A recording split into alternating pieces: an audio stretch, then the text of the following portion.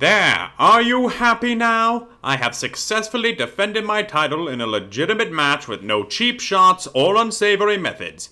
Now that no one can challenge the legitimacy of my reign anymore, let's get back to gloating. I'm sure that all of you are expecting me to fold at the next pay-per-view to whoever gets past Khan. But who is honestly going to put up a challenge out of all the people who want it? The red-headed boy from one of the inferior parts of the Isles? Sawyer's favorite toy who can't stand up to someone their own size? No. In fact, victory is so guaranteed against anyone who could possibly show up that I'm not even going to bother going. In fact, I'm going to twist some arms, negotiate, so we could just skip the whole match because we already know who's going to win. Hello? What do you mean we're still having the match? I forwarded you $3 million! If the transaction didn't go through, that's your own problem! Fine, I'll see whichever poor schmuck that's going to get the honor to tapping to me at Limit Break. Just know that anyone who tries to go against me is wasting their time. Oh, I need to find a new way out of this.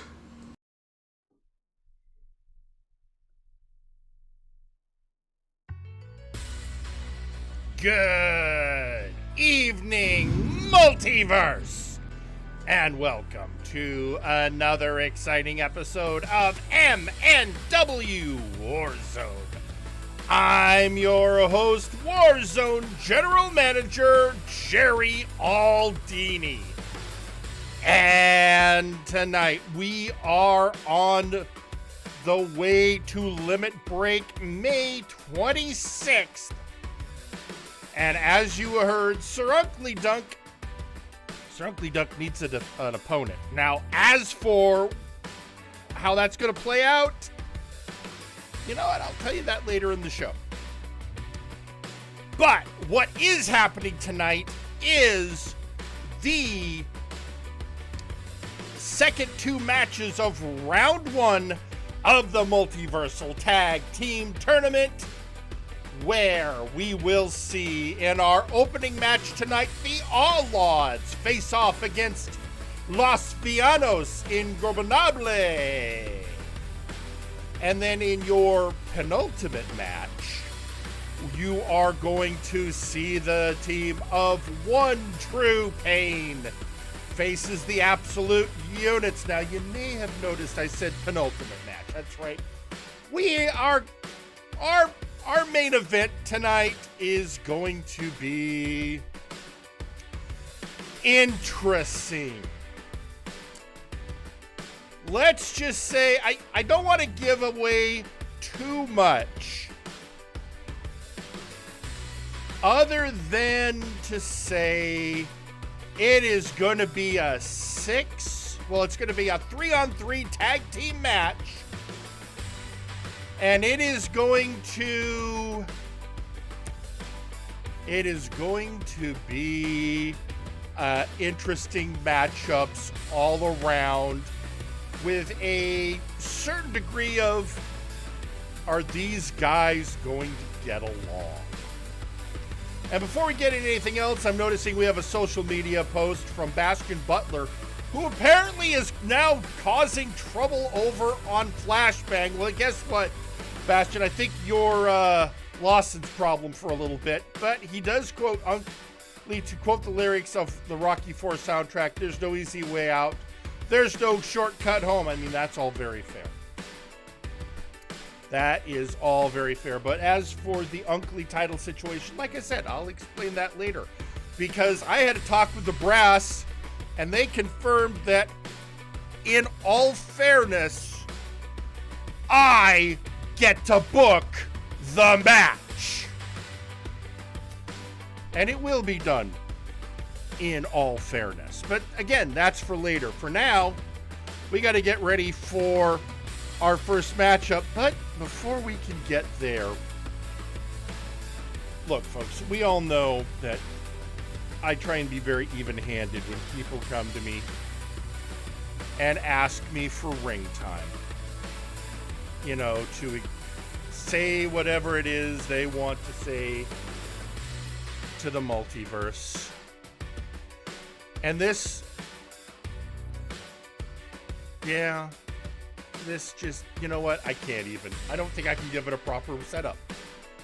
Let's just go to ringside and hear from Seth Justice Jackson.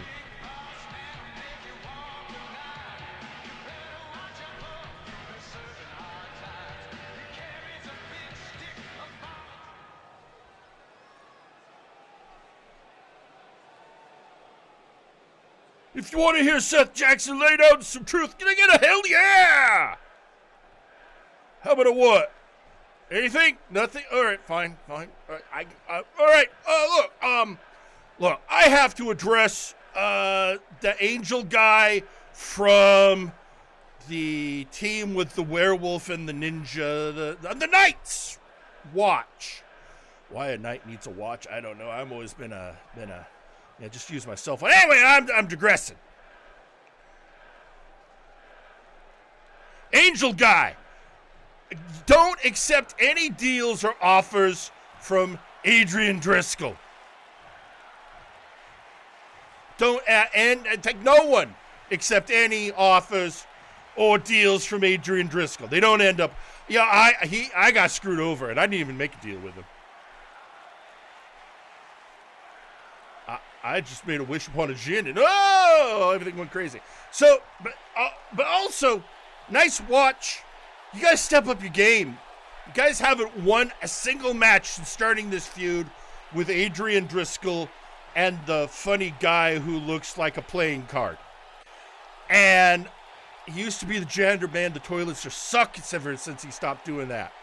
Anyway, point being, you got to step up your game. Pull yourselves together. And while you're doing that, if you can't do that, obviously I'm going to have to do something, which means I'm going to have to put together my own team to deal with them and figure out what the hell's going on with the playing card guy and why he's not cleaning up the toilets no more, because it just stinks. So, yeah, what was I saying? Right. No deals with Driscoll, because he sucks. And Night's Watch, stop sucking. Pull it together. Do something about these guys, because otherwise I'm going to have to, and we all know how that goes. All right, I got to go. They're playing my music.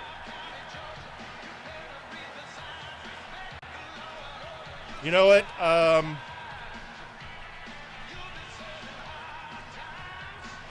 That is, I mean, he in his own way, he's not wrong. He is not wrong at all. And I don't know, you know, I looking at things. Hang on, let me check a couple things out. Because you know I am general manager. So, I do think the Night's Watch, I would like to see them step up. Maybe if we had an upcoming pay-per-view. And, although, again, I mean, we have heard Adrian Driscoll make overtures to Westwind, our angelic wrestler. And, it is, and of course, let's be honest, no one should take those deals. I'm saying it right here, right now. I agree with Seth Jackson. It hurts me as much as it hurts you to hear that, yeah. Anyway, wow, it's, you know, sometimes when I hear Seth Jackson, it's like he's in my head. And I don't know why. You know what? Let's get past all of that. And let's get some focus going. Because it's time for our next match in the Multiversal Tag Team Tournament to crown a new team as Tag Team Champions. And nothing else to say, but let's head to ringside.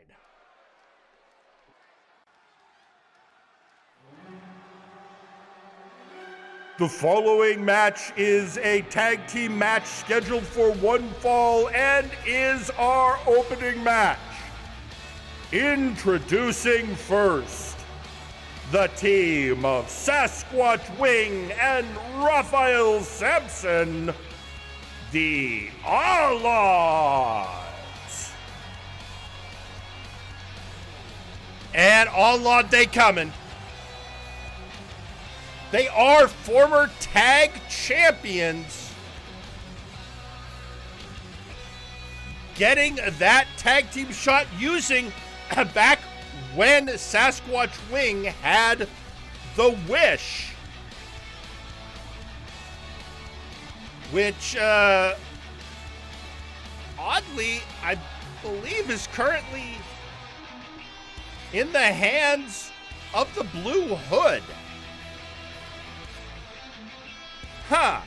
Anyway, All Odds, but while they are an impressive team and anyone will have their work cut out for them, the team they have to face.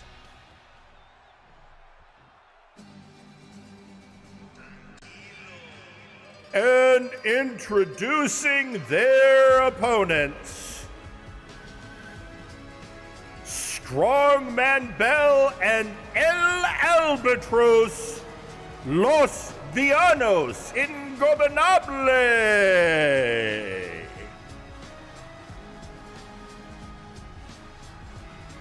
There they are, two proud luchadors.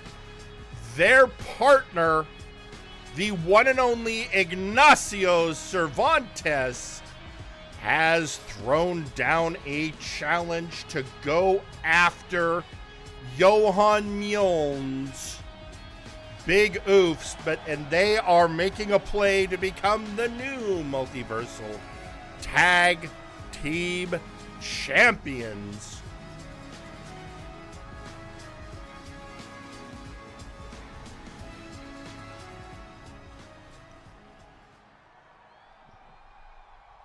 So this match will be starting out with El Albatros and, of course, Sasquatch Wing. And, of course, the final round one match will be taking place later tonight when OTP faces the Absolute Units. And in that big grip of the Squatch, but El Albatros managing to fight his way out. Oh, DDT by Alba and a 2 count.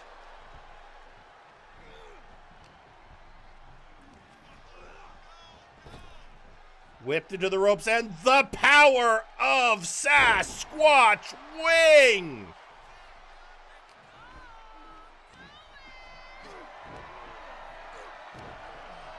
Just driving his knees into the back of Alba, hurling him across the wing. Oh, eye poke!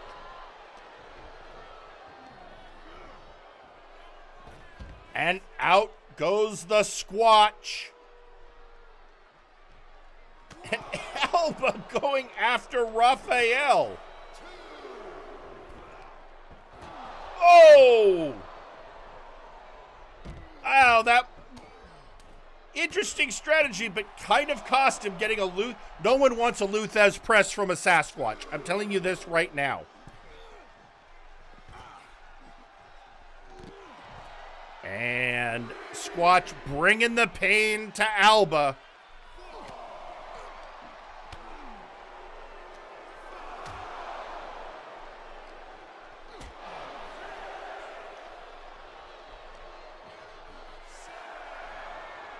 Lifting him up again, but we're at a 7. Oh, reversal.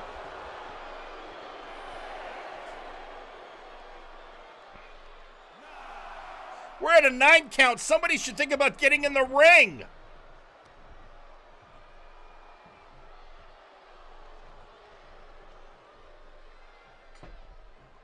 It's like they were listening.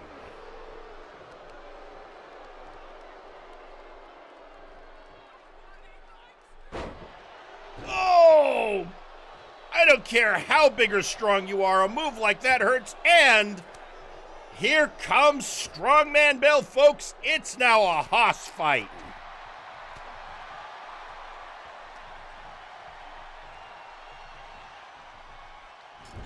And into the corner, the youngest of the Bell brothers goes. Of course, his since retired brother, Flyboy. And of course, their sister, who is somewhere out there on the indie circuit.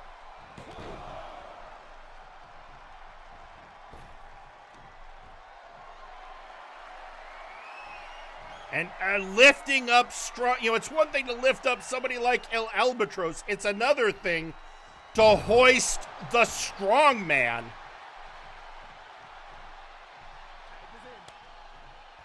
And here comes Raphael.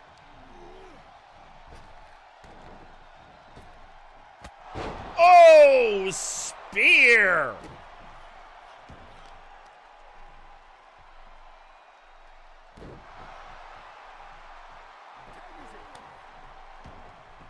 And a quick tag bringing in Squatch again.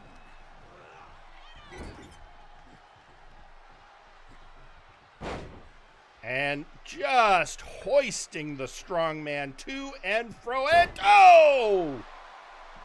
Mid-rope fist.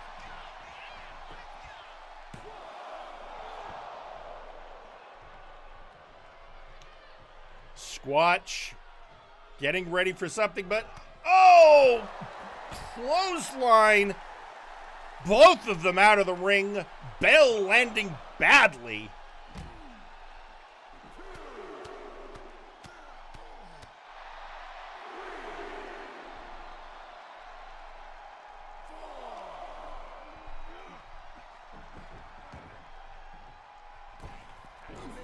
The power of Sasquatch Wing, but here comes El Albatros. 2, kick out at 2. That was good thinking on Bell's part, getting that hot tag. And Alba just playing to the crowd.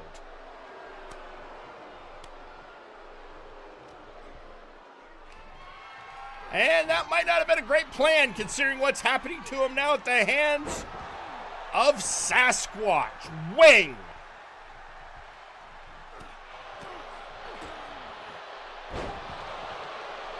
I think Squatch is busted open. Hot tag to Raphael. And I don't think Alba saw him, because that looks like he's surprised. I mean, as much as I can tell through the mask. And just throwing him down. Oh! Brutal knee to the head and a giant drop elbow.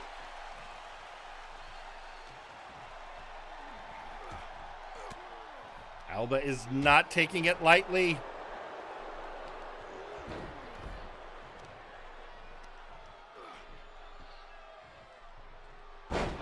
And with that, he has bombed Alba and bringing in the Squatch again.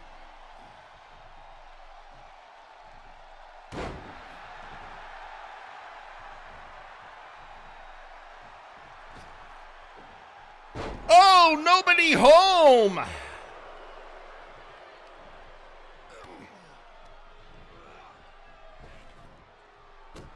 Oh, atomic drop on the Squatch.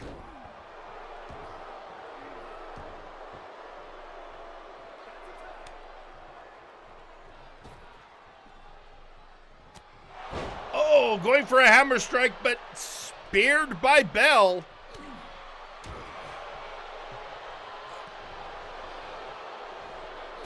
A headbutt on Squatch. Usually he's doing that to other people.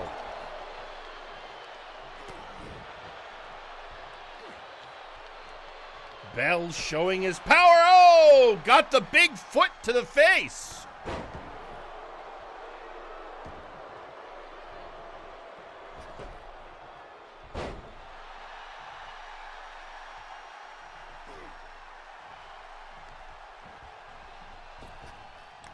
Whip to the corner. I'm not to the corner. Whipped. And now dropped. Slamming his head to the mat. And suplex. Squatch clearly had his squatch roast today.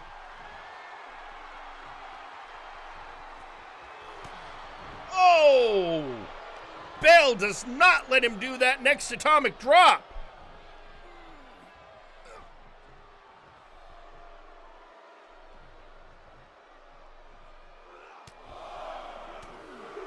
Beating the drums of war on the coffee cryptid.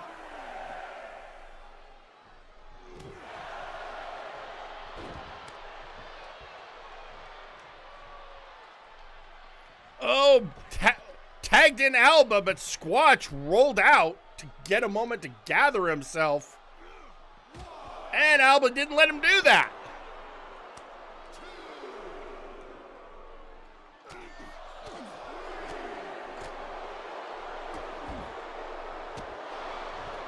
Just raining blows. Now, Alba has been a tag champion before, and Bell has been a tag champion before, just not together. Both of them would love to hold the belts for Los Villanos.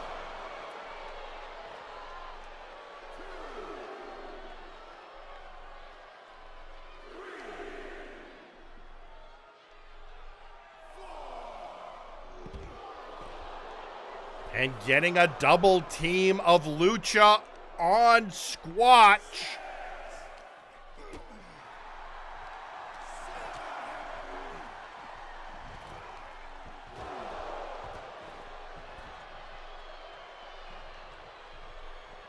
And the legal men back in the ring.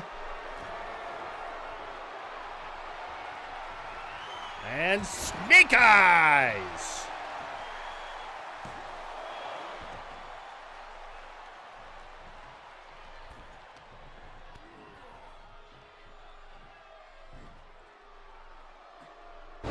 And the missing link.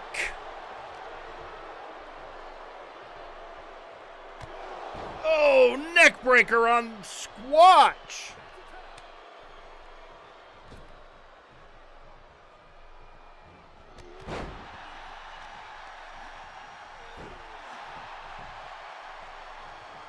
Squatch going in and tagging in Raphael. Oh, who spears down Bell.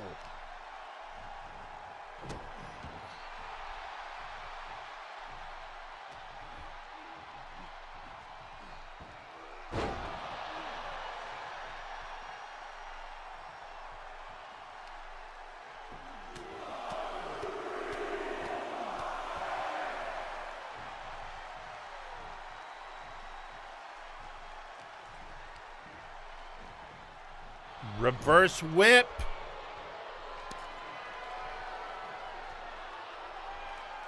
And, oh, clothesline in the corner.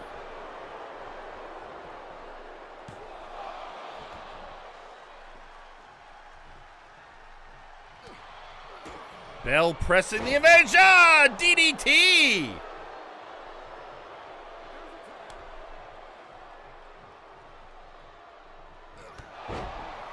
And there you have it, the Andraste.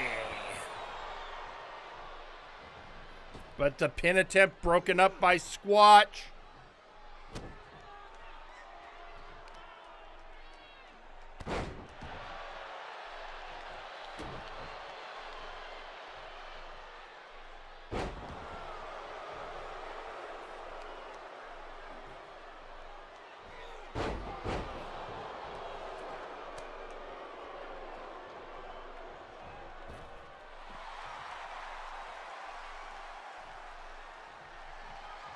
And up, Bell's going up top. Oh wait, are we gonna see it? The La Estrella!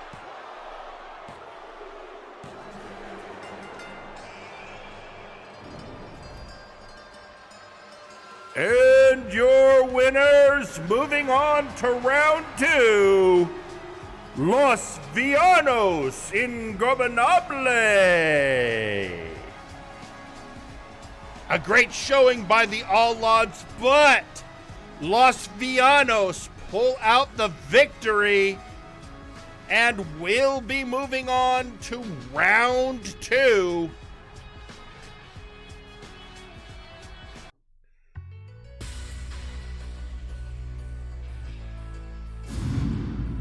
A great matchup. It could have honestly, I feel, gone either way. But the Luchadors proved victorious. But we still have one match in our penultimate match tonight, when One True Pain attempt to take out the Absolute Units. And you know, watching that match very intently is going to be the Units trainer, the unstoppable Goliath Gorm, but he's going to have his own work he has to do tonight. Remember I said our main event would be a trios tag match? Well, the one hint I'll give you is that one of the 6 wrestlers in that match will be Gorm. The question, who is the Goliath teaming up with?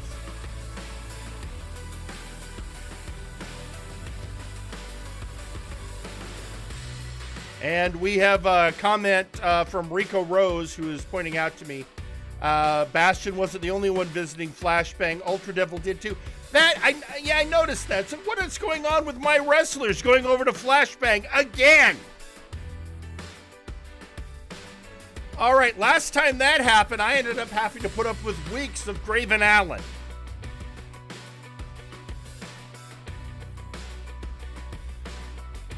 So, anyway, we'll deal with that at a later time. Right now, look, there is a lot of questions about a lot of things going on. One of which is last week, one of the winners in round 1 of the tag tournament was a new team called the Midnight Riders, consisting of Power Surge and the Blue Hood. But there's some questions. What's going on? That seems weird. And also, doesn't Power Surge deal badly with mentorship? Well, while we have all these questions, maybe we'll get some answers as we head to ringside to hear from the Blue Hood.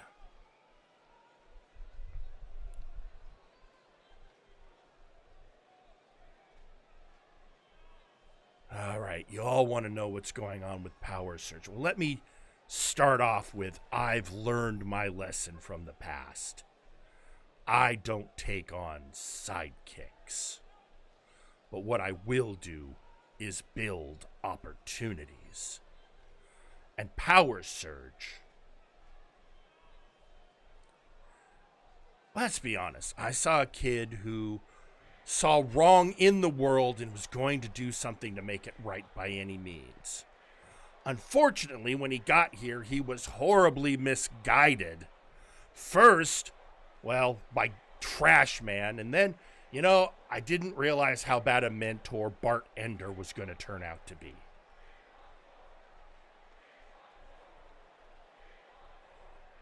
And, Kane tried, but Kane didn't get where Power Surge was coming from and how the previous mentors really just messed things up.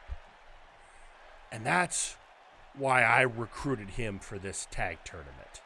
Because I understand where Power Surge is coming from.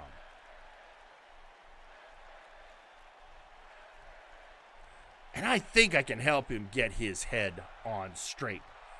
But I want to be clear. I'm not going to make the mistakes of the past that people have done with him. And I am expecting him to get his part of the job done and not slow me up or drag me down.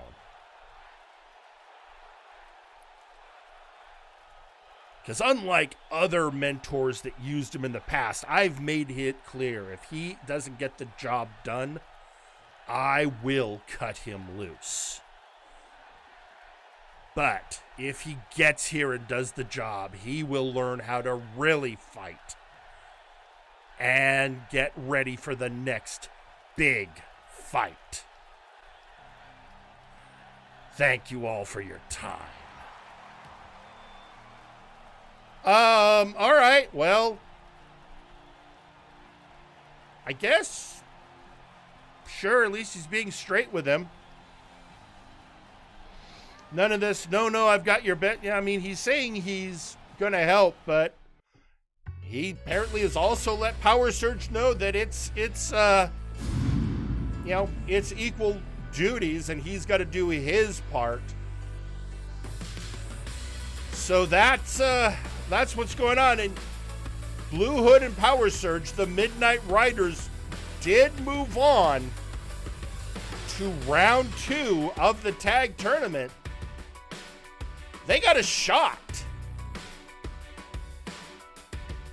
So we're just going to have to see how that goes. Now, another person who always is looking for a good shot, or, one more shot, is Juan Chance. And, Juan's had a lot going on, especially with his feud with the wide bastard Minuano. And, Juan noticed all these local talent matches we're having, and he basically asked if he could have a tune-up match. And I'm always willing to give Juan a chance. So I went, Sure, let's do this. So, we're now going to head down and see Juan Chance in action. Let's head to ringside.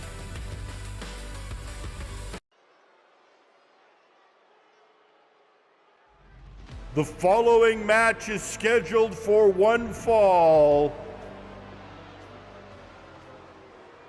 Already in the ring, Bob.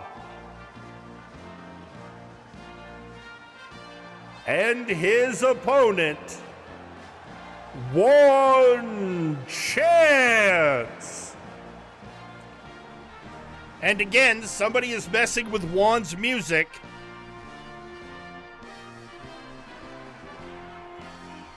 So, why not? Well, hail to the Chance.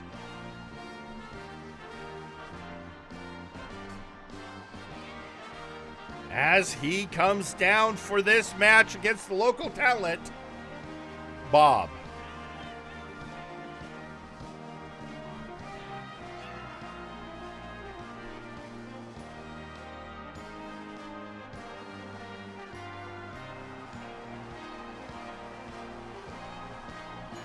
Now, I know what everyone's thinking, that this is Sawyer. Sawyer has assured me he does not give one damn about Juan Chance and wouldn't bother messing with his music. And frankly, I believe him.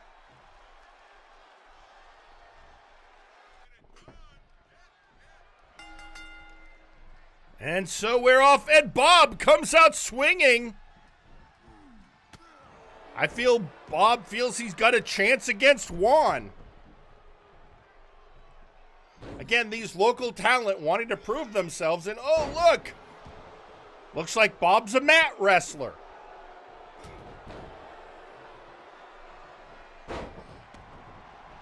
But Juan is a veteran and a former champion.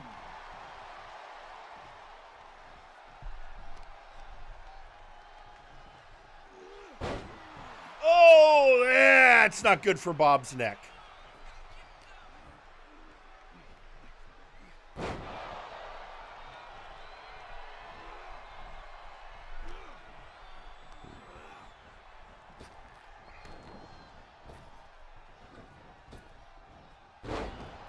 And that flip Bob's going down. Bob looks like he's hurt a little bit.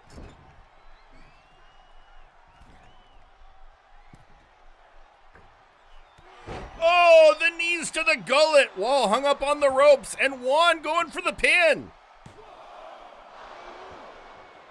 Kick out at 1.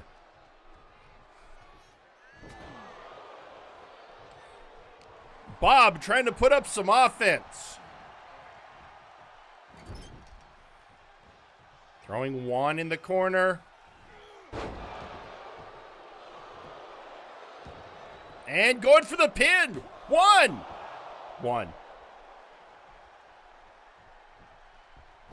Bob going for the... Oh, dropping nobody home. Bob miscalculated, and now here comes Juan. Throwing Bob outside the ring.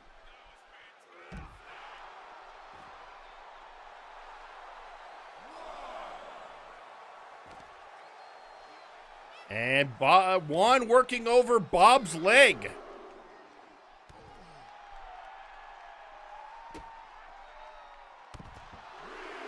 Oh, right in Bob's back. Bob reverses on Juan. Can he capitalize?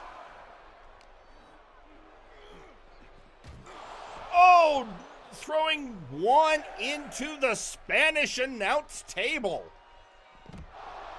The Spanish announcer's not happy. And is Bob going for a countout victory? Maybe, but Juan gets in under the wire. And is now going to take it to Bob.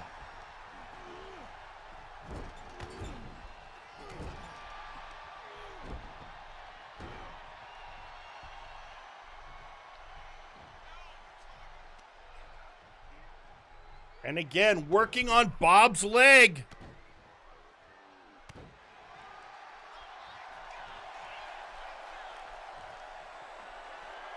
And Juan going up top. What are we going to see? Oh, flying elbow.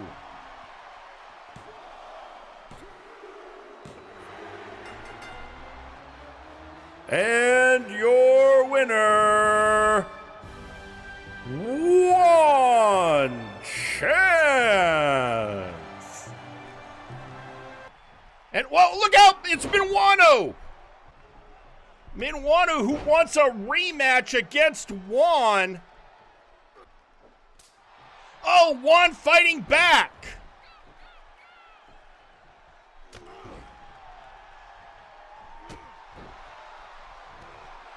And Juan throwing Minuano out of the ring.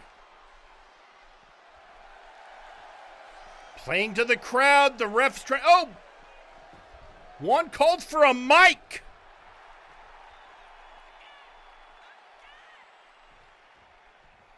Oh, Minuano, you must think Juan a fool.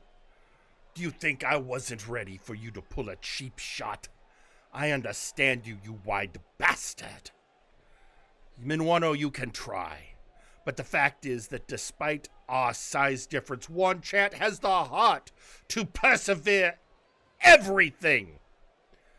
Minuano, I have defeated you before. I have beaten you here in the ring.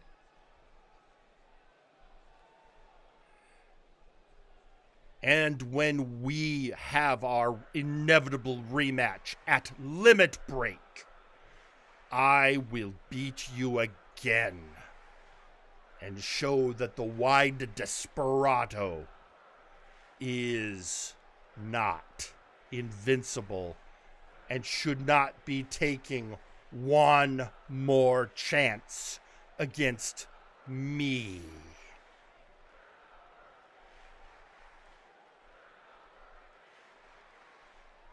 And once I have proven myself once and for all against you, Minuano, then one will set on climbing the next rung in his career in time to go for another title. So, Minwano, consider yourself but a stepping stone. A stepping stone to Juan's next chance. So, pendejo, get ready. Do whatever it is you have to do to prepare yourself for the inevitable. When I pin you here in the ring, 1, 2, 3. And then we can put this ridiculous food behind us once and for all.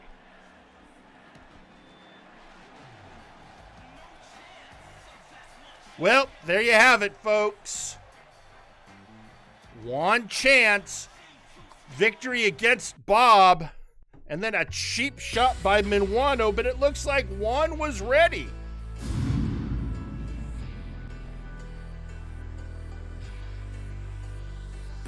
Juan was ready for what happened between him and Minwano, which means Minwano is not going to be able to just get away with cheap shots. He's going to have to work for it.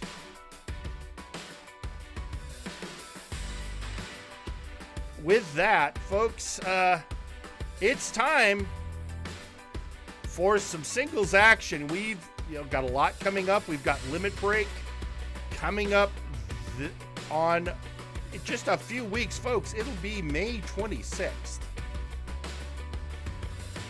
So much we got to get ready for, things we got to figure out. But as always, all of our wrestlers want to make a good impression for future opportunities. And that means sometimes we're just going to have a match. And our next match is 2 wrestlers who are still looking for that next great opportunity and are trying to rack up the wins. With that, let's head to ringside.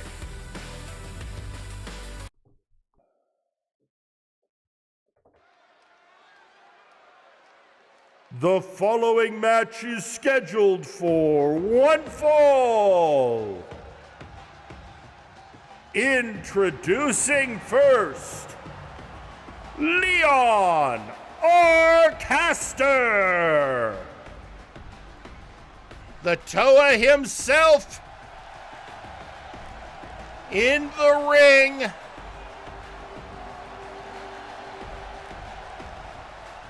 Continuing to build up his impressive record.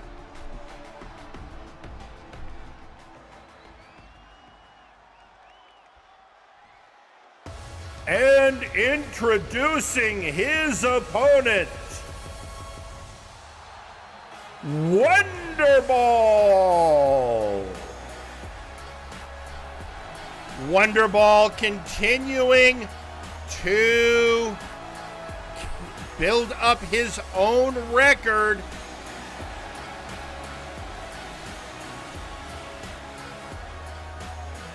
And he is looking to regain some opportunities.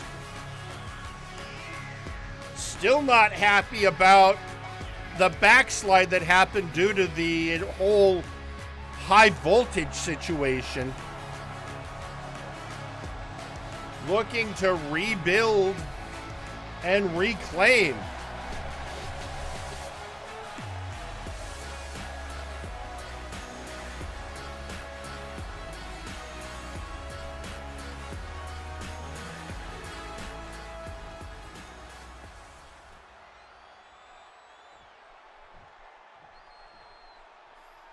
As they loosen up. And there's the bell.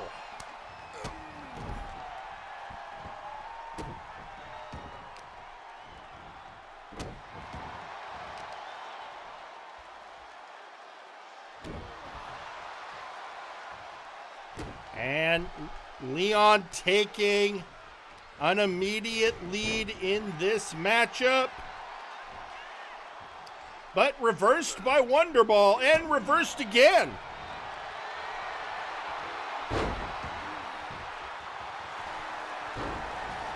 These two flipping around.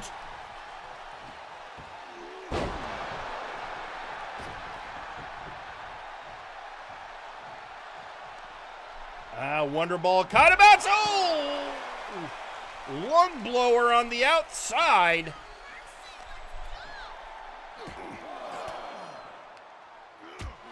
Wonderball fighting away these two, and this is not the first time they have matched up, but as has been shown many times, they are very evenly matched.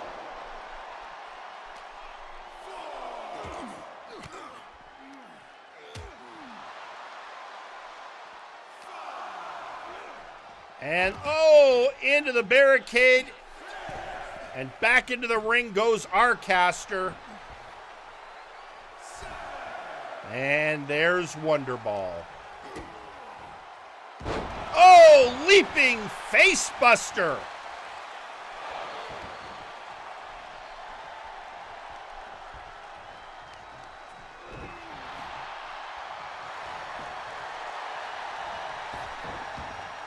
And up, taking him on a spin. Oh, there goes the hand.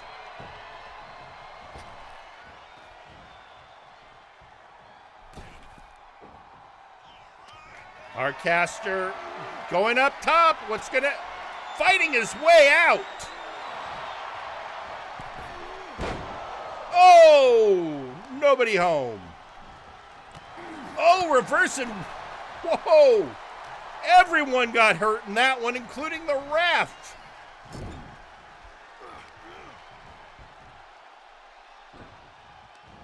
Another reversal by Arcaster and reverse DDT.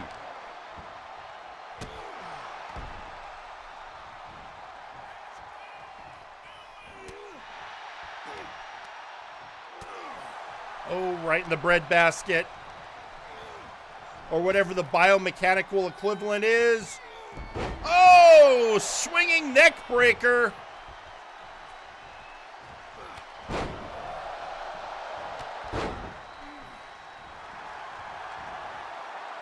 Sweep the leg.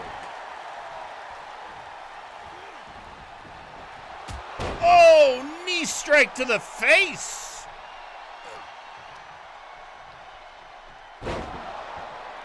And another neck breaker. Something I think he picked up from his time with Aiden Zero.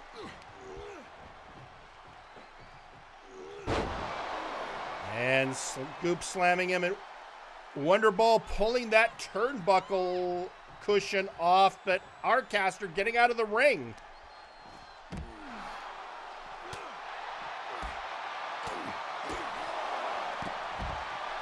Arcaster just flipping him around.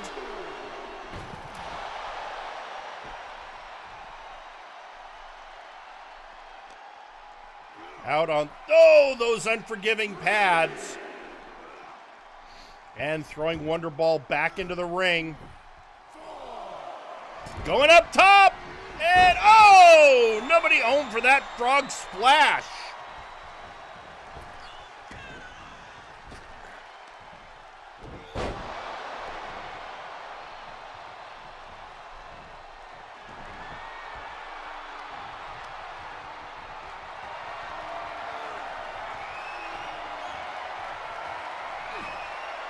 And, oh, Snake Eyes in the corner. I think Arcaster's busted open. One, two, one, just one.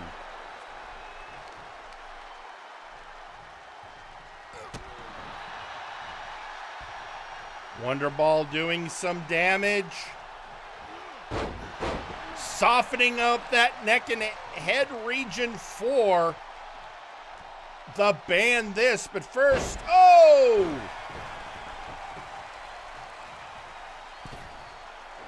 Arcaster back in the ring. The ref noticing that turnbuckle bad, trying to take care of it. Meanwhile, down goes Wonderball. Oh, just to the side of the head. And now, manages not to tap to Arcaster.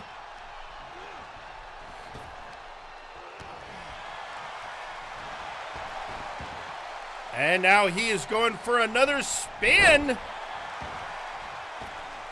Oh, moonsault, but Wonderball gets out of the way.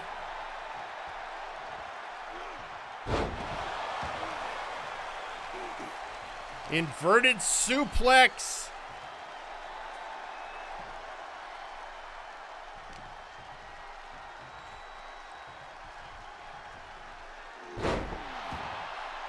Working that arm. Arcaster rolling out of the ring. Again, Wonderball to another turnbuckle pad.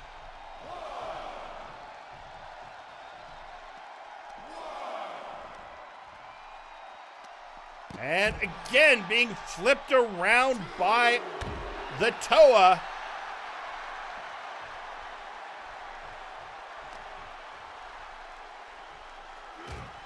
Oh, bounced off the ring apron.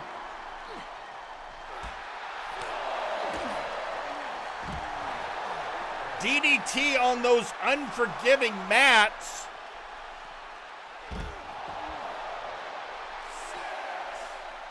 We're up to a 6 count.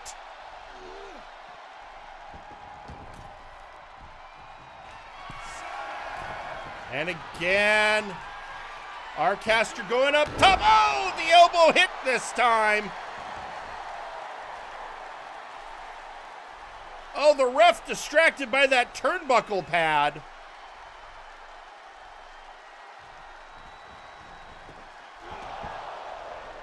Not even a 1 count. Due to the earlier dirty pull.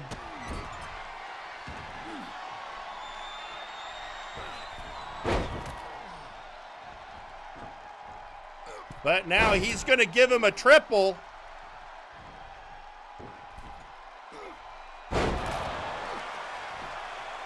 And 1, 2. Aha! Kick out at 2.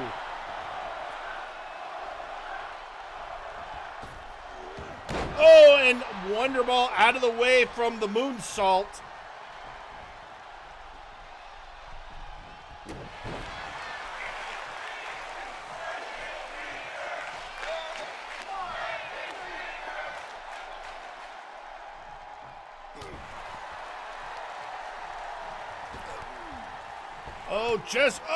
Bouncing him in the ropes, hitting him in the back.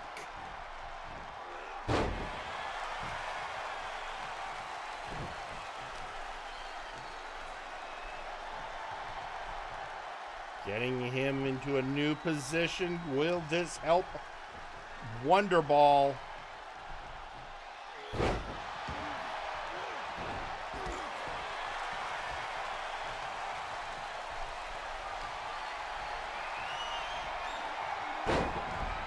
Slamming him down, but can he capitalize?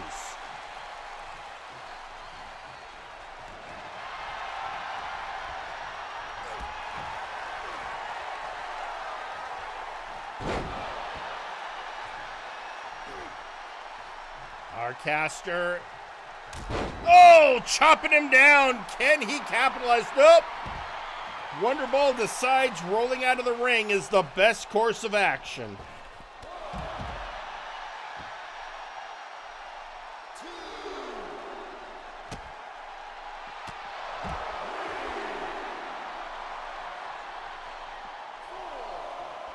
Ball in charge, throwing Arcaster back in the ring.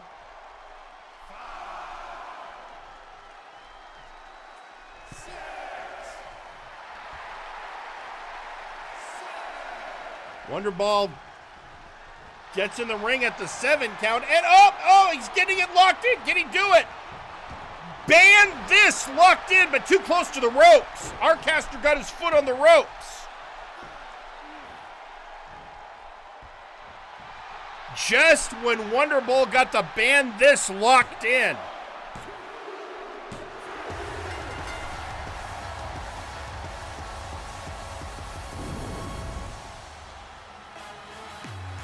And your winner, Wonderball. Well, our caster has been having an impressive streak, but it was Wonderball's time tonight. And now, can he capitalize? As always, that's the question.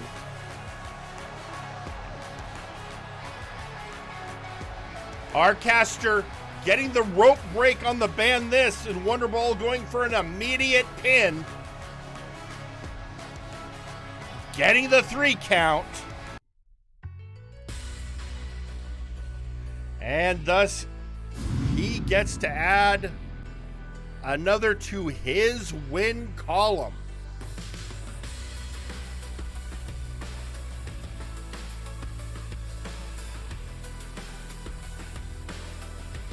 That's, again, it's a night for these kind of things, folks. Now, what's coming up now? I, of course, for my in-ring policy of people coming out to speak to the crowd, I, of course, have it locked down that anytime a champion wants to speak, one of our belt holders, I will give them the opportunity. And one of them has asked, and frankly, after recent events, he really needs to explain himself. And so let's go hear from the Son of Thunder, Johan Mjoln. Everyone wants to know why I did what I did last week. And the answer is, I have had a revelation. After wasting so many years in MNW.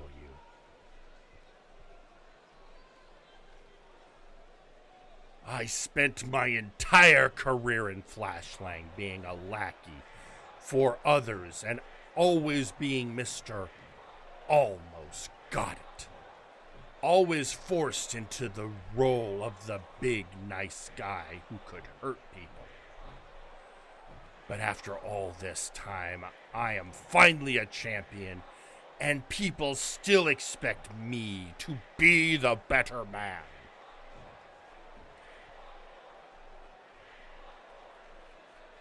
Well, to hell with that! I can finally be the true warrior I have always been meant to be. Holding nothing back. Power surge that.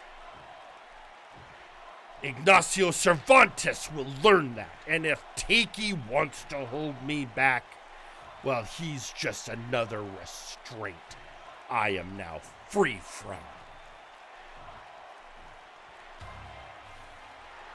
Well, it looks like somebody's got something to say to the Son of Thunder.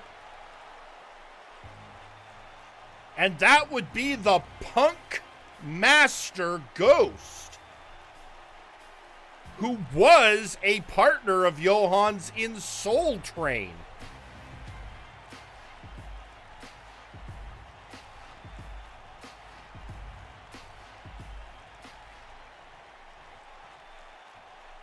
Let's see what the ghost has to say.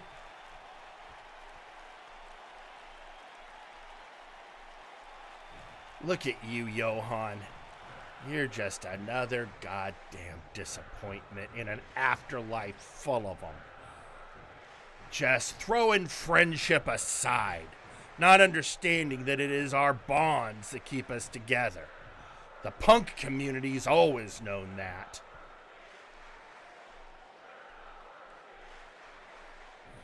And what care I about what the little punks have to say? I am a demigod, and it is my time to claim my birthright.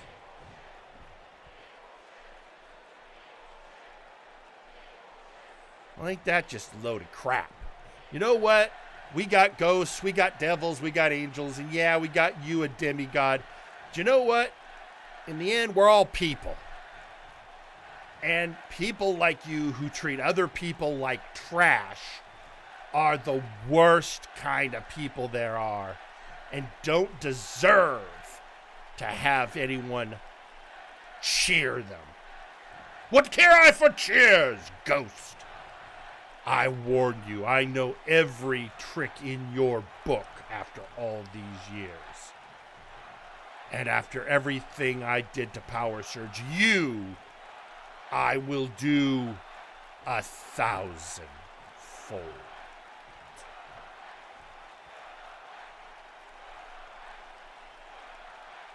Yeah. It's the nice thing about being dead, Johan.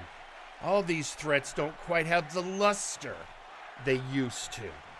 But you know what? I remember when I was alive. Streets in New York. Then moving to LA. Being with my punk brothers and sisters. The party houses. The camaraderie. Speak not to me of camaraderie. When has anyone truly been there for Johan?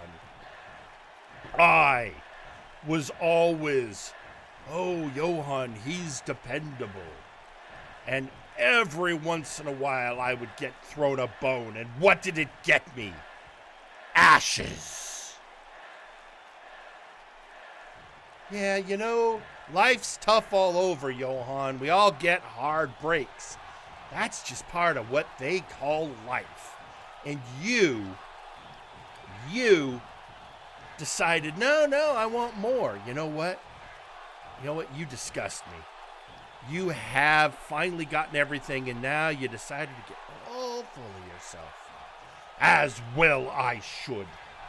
I've been a fool. I should have been paying attention to the lessons of the All-Father.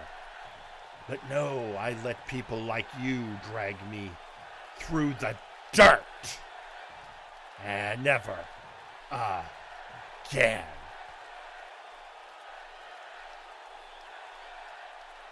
So heed my warning, ghost. Get not in my path, or I will drive you to the depths of the underworld, where even the dead can die.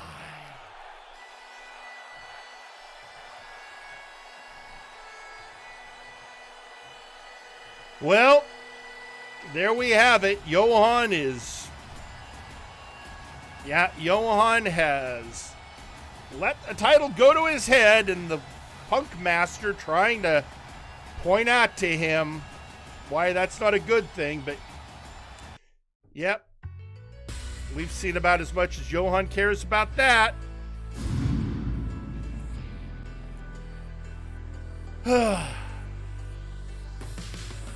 Well, folks,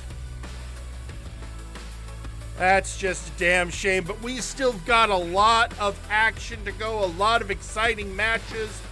But folks, before we get to any more of those matches, now is an important time to remind you that Multiverse Nexus Wrestling is not only the best in professional wrestling, it is also a business, and occasionally we got to pay the bills.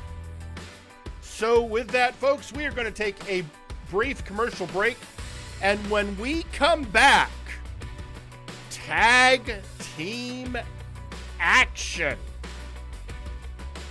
Hey, you flabby liquid ape! Are you tired of breathing normally like a punk? Do you want to take your oxygen straight to the head? Try a fresh can of canned air! Scientists have agreed that breathing may or may not kill you. Don't risk it today. Buy a can of canned air. When life says you can't breathe, tell them that you can. Canned air! Full Contact Naked Boggle is the sports sensation sweeping this very nation.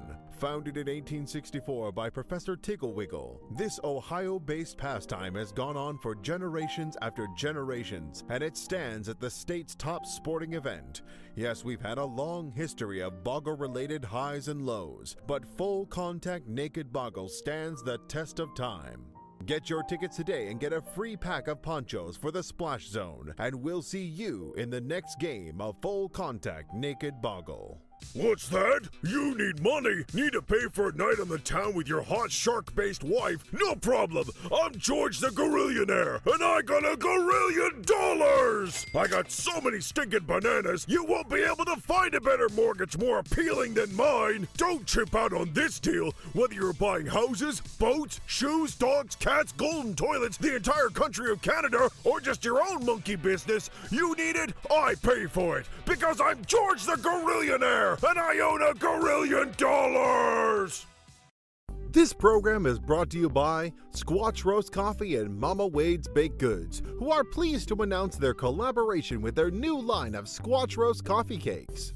The perfect match in your morning blood rage. With several flavors to choose from, you'll find one that suits your taste, so make the morning rampage even sweeter with the new Squatch Roast Coffee Cakes. Early morning violence has never tasted better. Order yours today. Hello, Multiverse Nexus Wrestling. It's the Sandman, the Timekeeper, the Dreamweaver, and after a long day of working hard in the ring or training in the back, I like to sit back, relax, and have a nice drink. That's why I'm proud to present my new bourbon line, the Timekeeper Stash. Aged in oak barrels for that bold, smoky flavor, with water filtered through minerals for that crisper, smoother taste that you will want to take your time and enjoy. Delightful. And now I present other flavors in this line: the Highwayman's Take, the Experiment's Lifeblood, the Doctor's Assistant, the Wanderer's Water, and the Worker's Respite. Grab a bottle and enjoy bourbon from the Timekeeper's Stash. Take time to enjoy, and of course, please, drink responsibly. Hello there, dearie.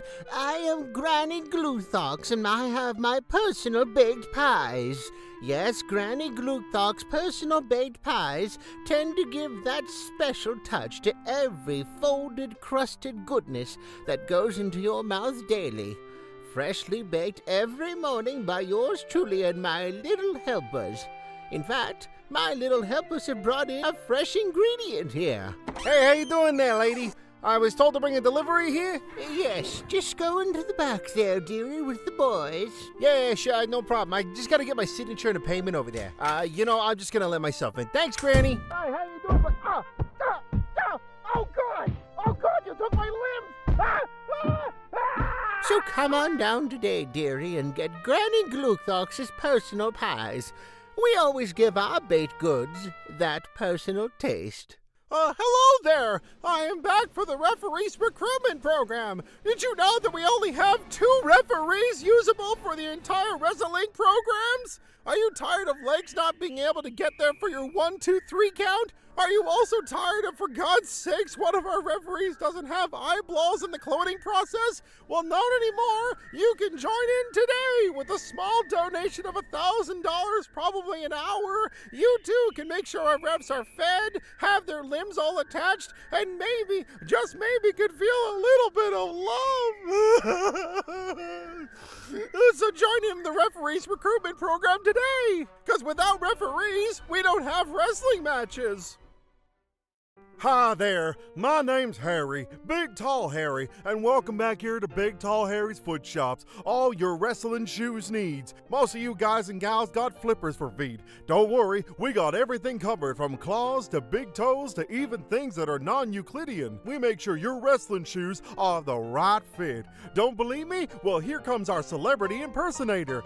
Hi there, I am Maximilian Thunder Guy. I used to be the former MNW World Champion, and I approve of these big tall shoes. You forgot to say Harry. Oh, Harry Big Tall Shoes. Thank you very much, Mr. Thunder Guy. And remember, if the shoe fits, kick some butt with it. Big Tall Harry Shoes. That's what we do.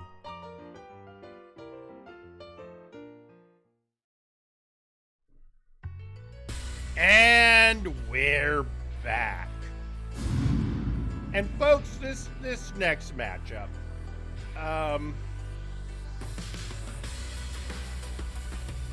it's an interesting one, kind of how we got here.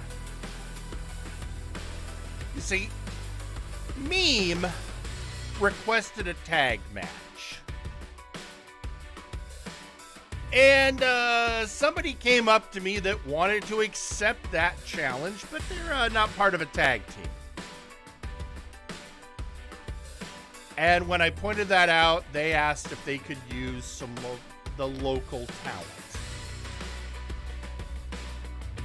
Which is leading us to this matchup, which is absolutely going to be something. You know what? Let's just head to ringside.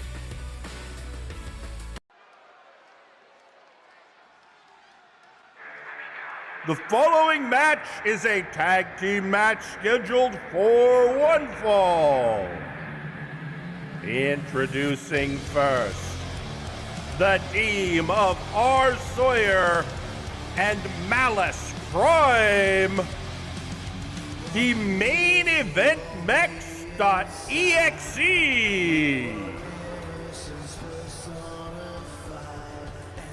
There they are, folks. Each of these wrestlers has been having a time of it. One feels he was cheated out of the Multiversal Heavyweight Championship. The other is circling around the TTV Championship, but is running into issues with other wrestlers around that.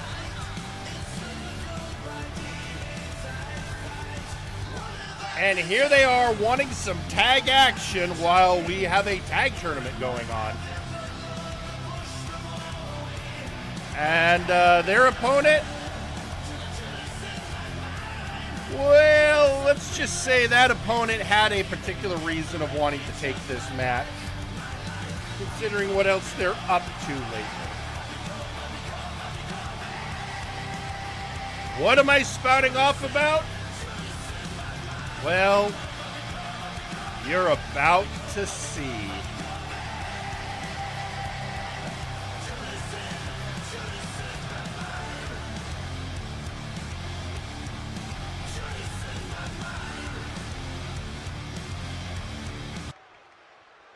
And introducing their opponents.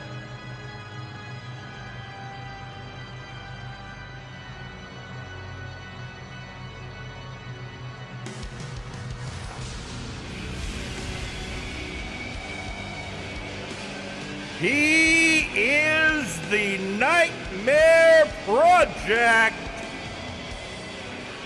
Khan.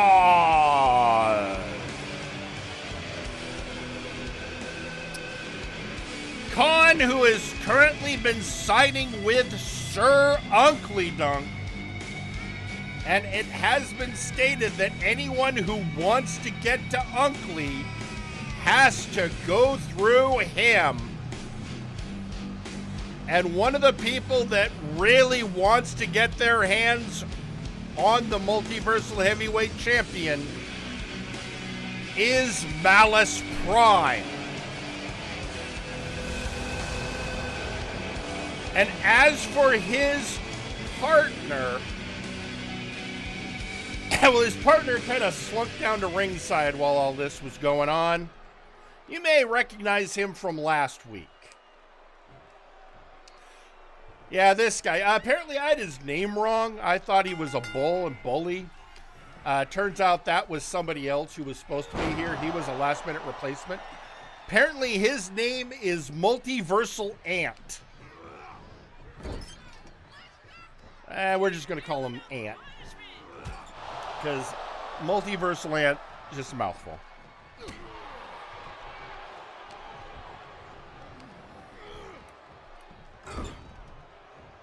Unfortunately, the Ant is currently in the wrong part of town.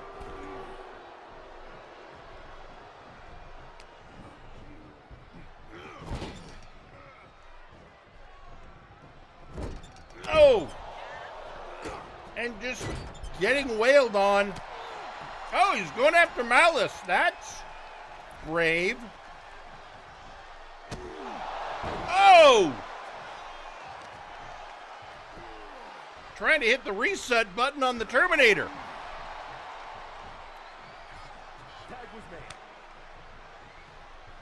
And now tagging in the Nightmare Project himself.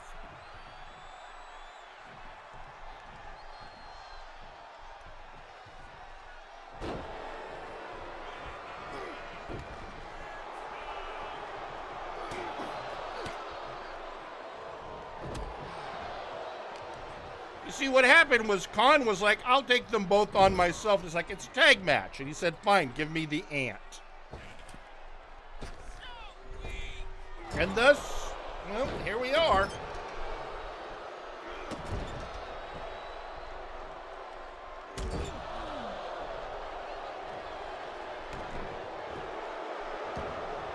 Rolling over Sawyer. 1-1.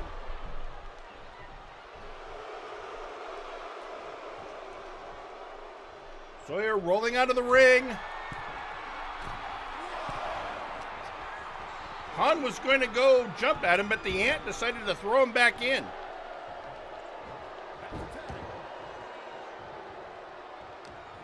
And I think this might be the real reason Khan is here.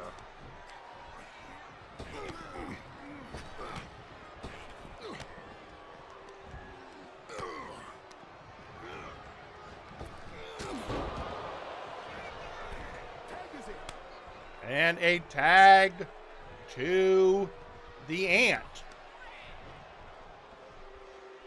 The ant is going after the arm of Malice Crime-Man, hits him once and tags in Khan again.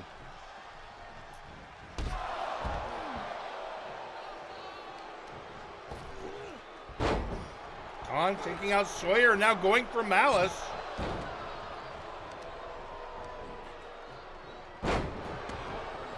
Malice knocking down the Rat Ogre. Or whatever he is now.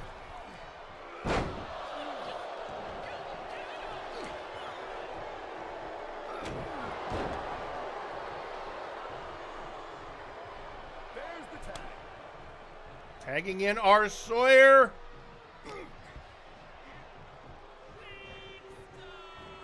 Sawyer taking Khan to the ropes. And a suplex. Can he do it? 1, 2, just 1.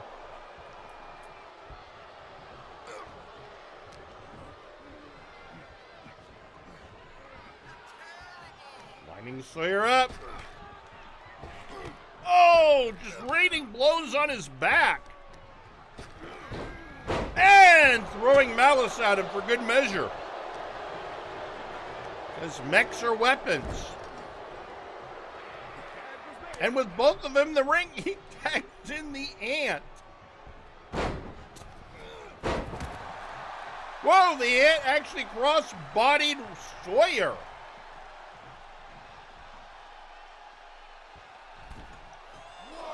And now I feel the ant feels slightly confused as what to do next. So he just decides to go hit Malice, because why not?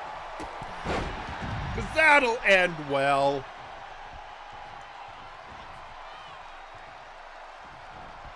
Oh! Sawyer doing some damage. That is going to hurt that ant, man.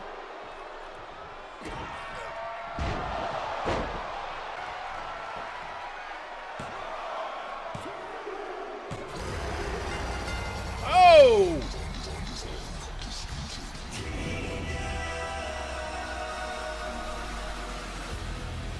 Here are your winners, the main event Mechs.exe.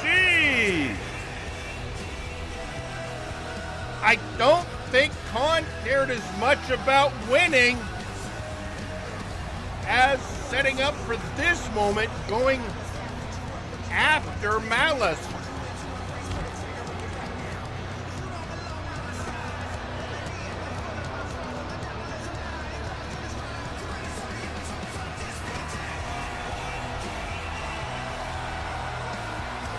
And reversed by Malice.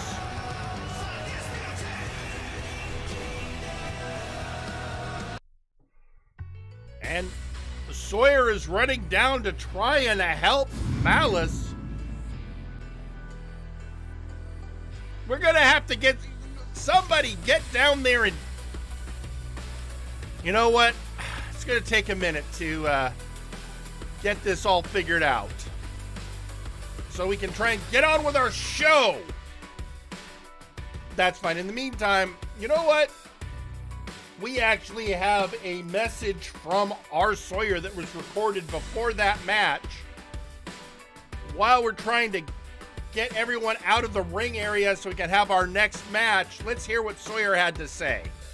You know, it's becoming a habit that a certain Roro has been interrupting my matches. But I feel this is starting to get unprofessional, to which I'm going to have to pull this card out. Jerry, please do something. I trust that you will find a fair and appropriate response on how to handle this. You're certainly a lot more fair than other people are. But aside from that, there are other things to talk about.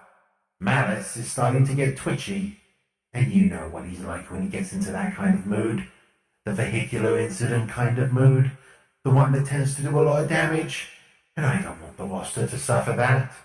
So Jerry, is there anything you can do to allow Malice to get his hands on Khan, even just for a bit? Now I know what's going to be said. One-on-ones are not really going to be entertaining. It has to be multi-man, me. In which case, fine. Make it a tag or something. I don't care. Heck, I know Montoya is out of work. Why don't you just give him a mask, call him El Grande Mexicano, and have him stand at ringside? He doesn't even have to do anything. Just let Khan do all the work. I might be a dick, but I'm not an asshole. And finally, TJ. TJ. There's a grudge that needs to be worked on. Need I remind you, as I think I need to remind the whole Nexus, of a certain tag tournament many years ago, where, for a time, me and Malice, we had both tag and trios belts.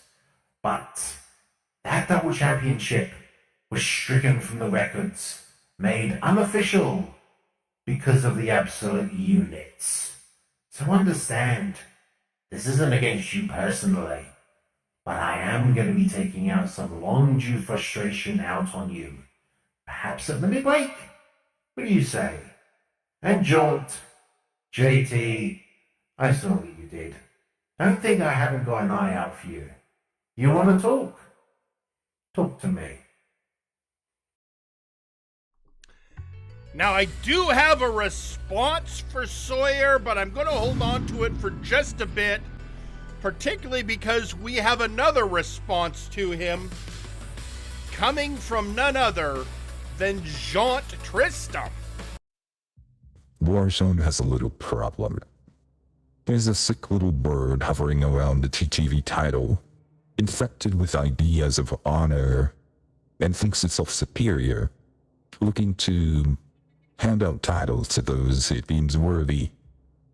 And before you say, "Oh, Jaunt, isn't that what you're doing?" Why, yes, that is what I am doing. But I'm not after the TTV title. In fact, I had a revelation at Future Shock. I didn't want the TTV title back at all. So trust what I said, this has nothing to do with Sawyer, or Gable, or Alba, or the TTV. Not anymore. Now I want blood.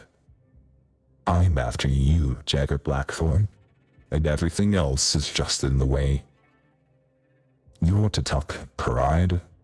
You're the one who got himself transferred over and said she would take blood if not gold. You're the one who said she would kick heads in, unleash a side of himself that's been begging to be let out. And I agree. But a Stormcrow can only peck and caw, because it is just a herald. And now it heralds my arrival. You have been so good to tell me exactly where you plan to be. I don't care if it's towards the TTV or its contenders. I will be there. I will have my hands wrapped around your throat, and you will have no saviors waiting in your wings. But you could still be theirs. Just turn around and face the storm behind you.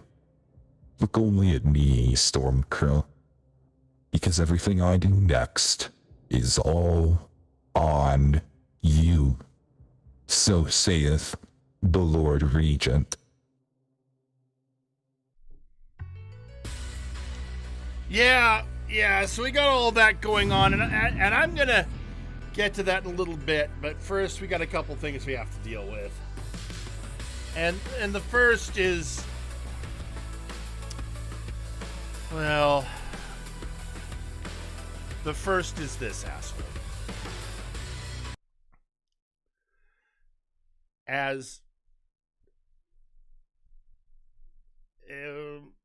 Wait a minute, why is the arena dark? Why is the arena dark? What is he doing? There was light. I know there was light a minute ago. Why it is? Oh, there it is. Because he wanted to make an entrance. Here he is, folks. XR Coon.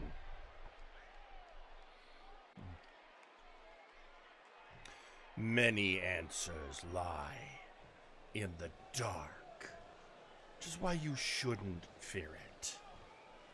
But you should fear the Dark Lords.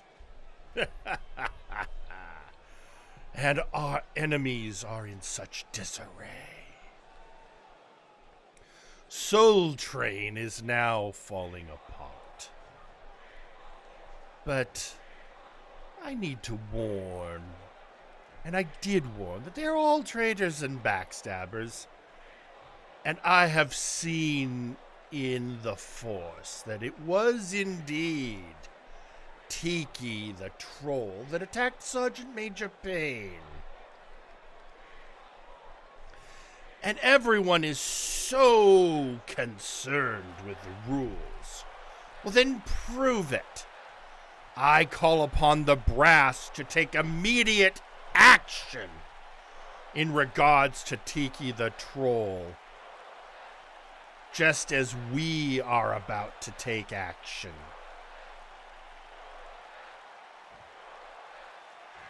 The Dark Lords are coming, and you had best prepare for our wrath. So be forewarned. You all call us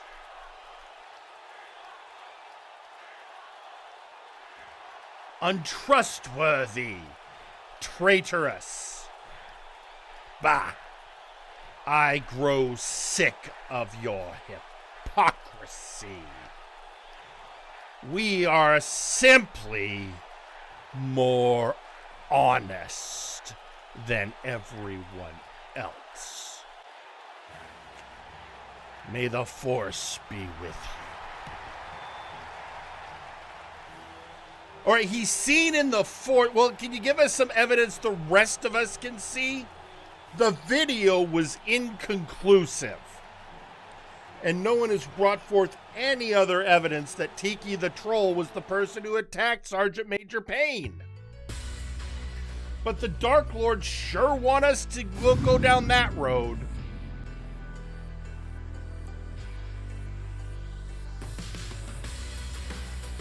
It's just, well, so, like I said, I have promised an answer for Sawyer, well, for everyone. I got a lot of things I have to explain for everyone. But before we get to that, I want to get to one more match.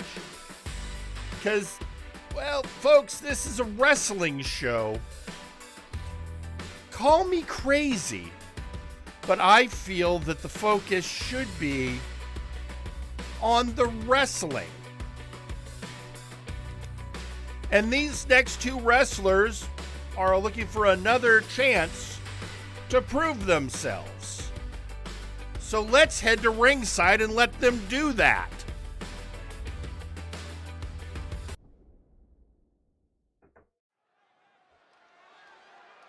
The following match is scheduled for one fall. Introducing first, Osman Kille.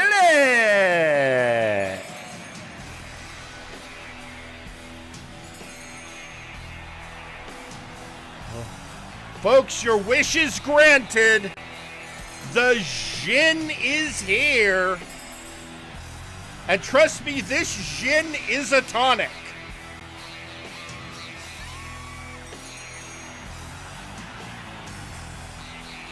Osman Kille, always an impressive figure.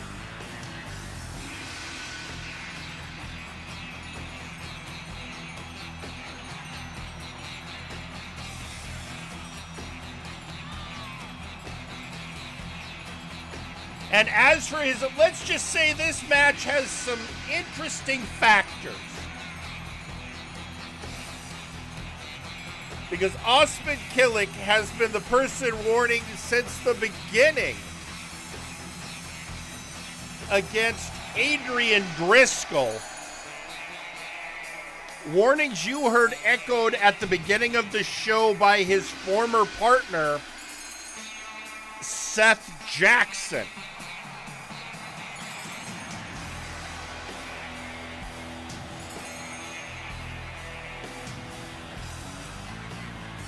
But then there's his opponent.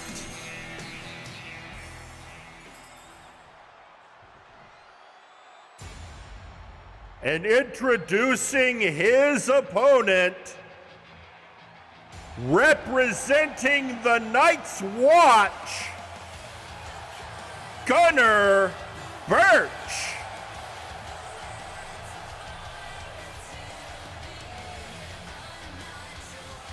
The Night's Watch have been in a feud of recent weeks against Adrian Driscoll and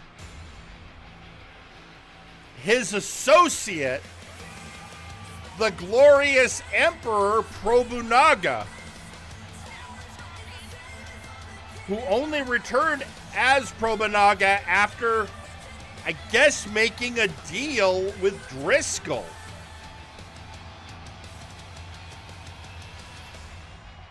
And the Watch has been getting the worst of it. And so Gunnar is having a match, not with the deal maker, but with the wish granter.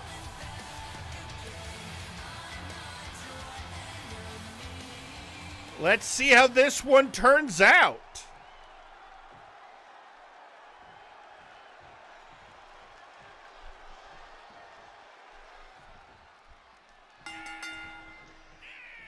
And, oh, right off the bat, oh, trading blows. Here we go.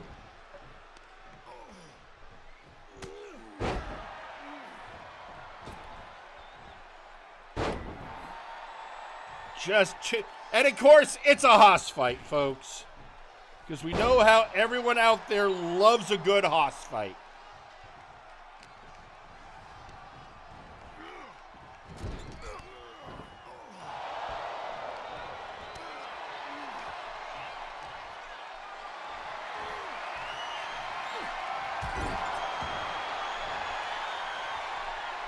And, oh, hoisting him up and dropping him down.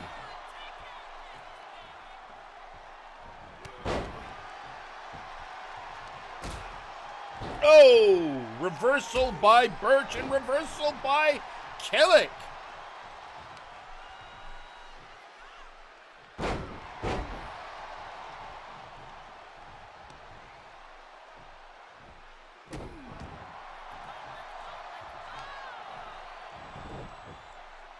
And, oh, working the leg.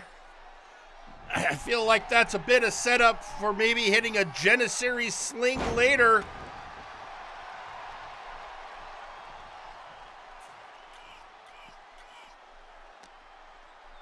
Birch throwing him back in the ring. Keeping it where it's real. Clothesline.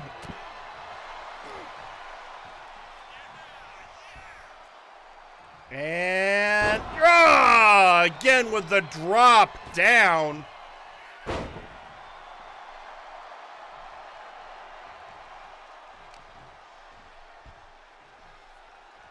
Being hoisted up and...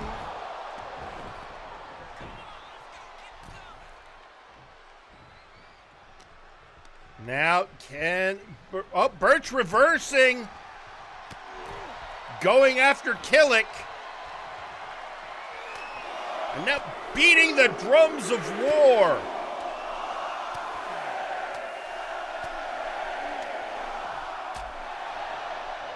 And down goes the Jin.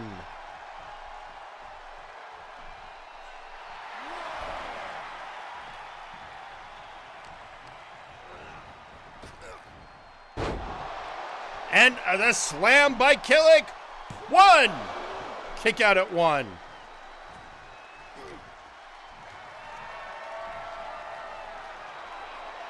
The power of Osman hoisting up Birch military press. Oh! Boot to the head.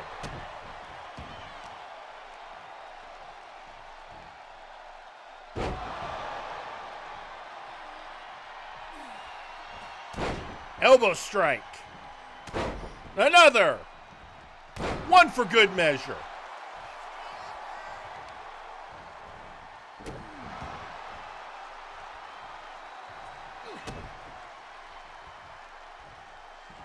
And the sound of silence.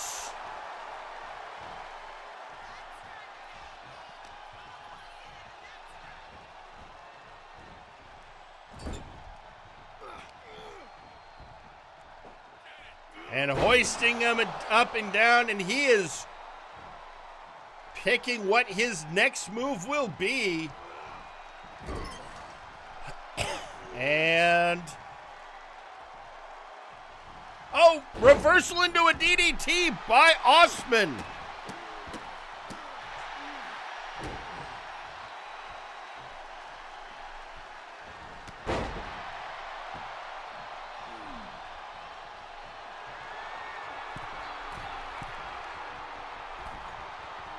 And oh! Rocking his world. Up goes the military press again.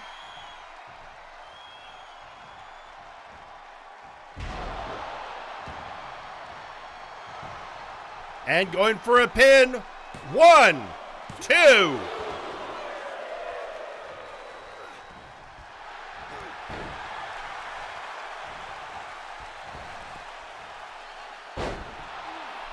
And the splash. Oh, but nobody home. Oh, and again with...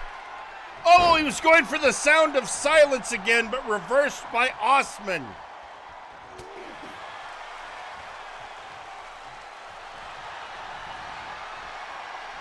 And the Janissary sling locked in.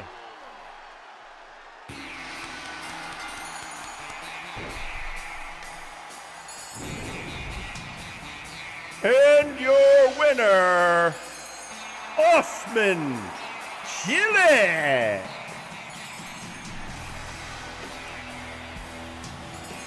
And there you have it. Osman reigning supreme. Your wish has been granted.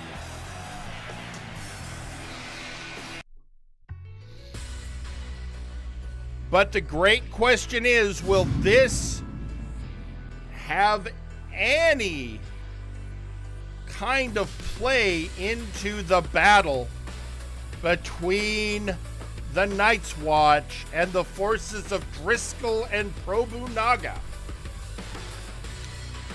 Who can, maybe in the meantime. So folks, I owe a lot of people answers. And I think it's time. You know what? I owe them answers so much I can't do it. You know what? Hold on for a second.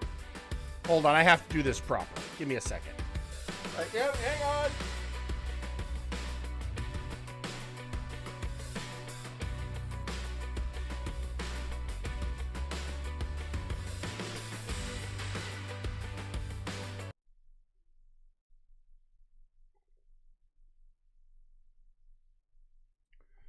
Why are the lights out? God damn it, somebody turn those lights on. I'm here in the... This is not funny, guys. Thank you. Jeez.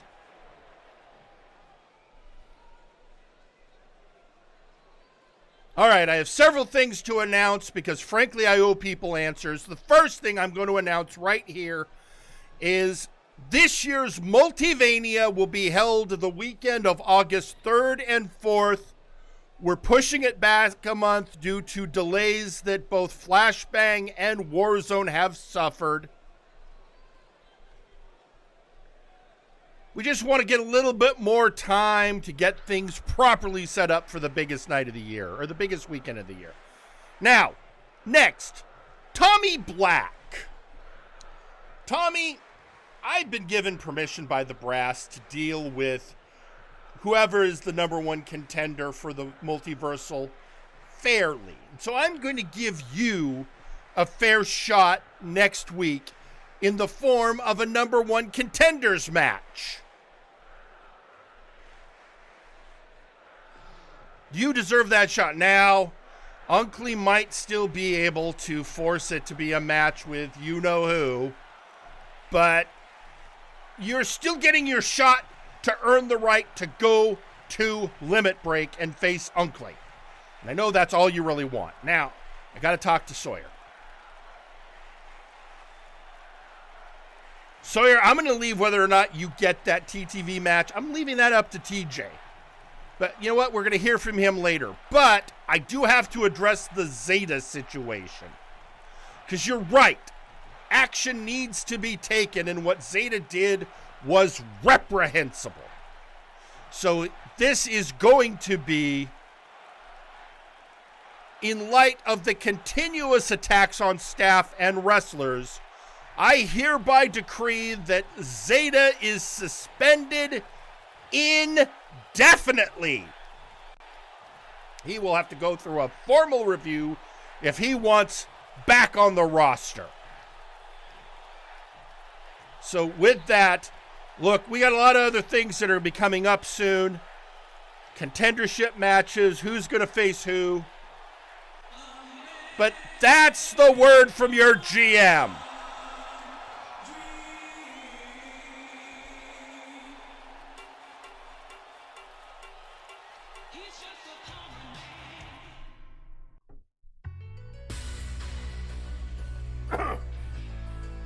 Why were the lights out again?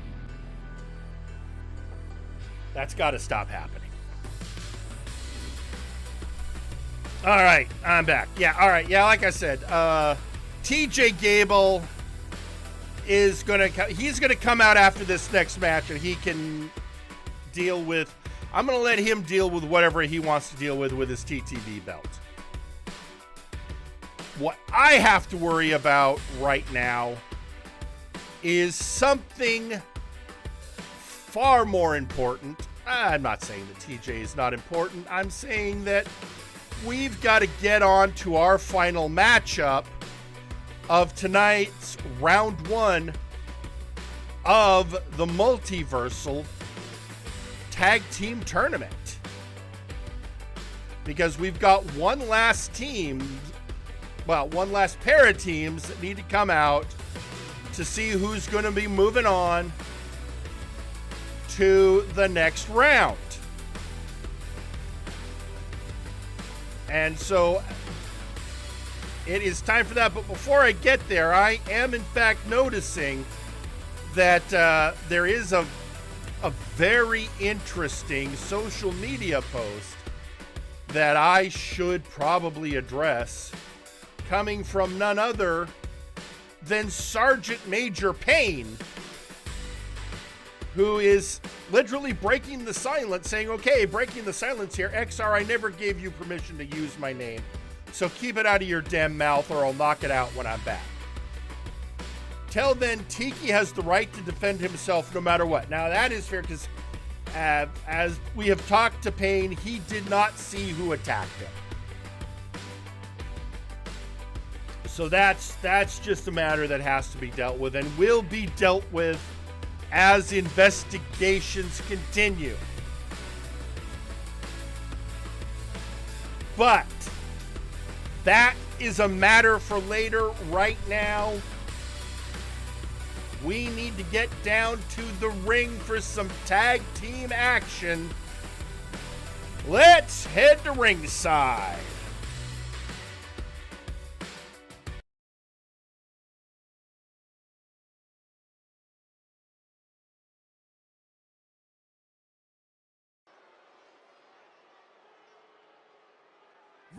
The following match is a tag team match scheduled for one fall and is the final match in round one of the Multiversal Tag Team Tournament.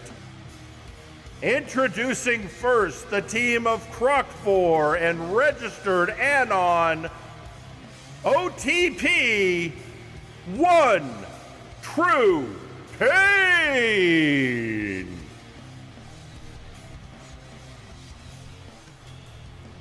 There you have it, folks. The Cajun Cryptid and Florida Man.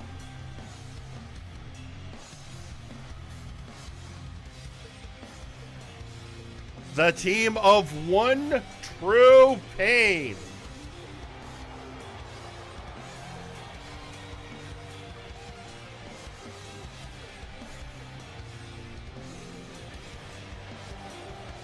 Where the Cajun Bayou meets the Florida Everglades.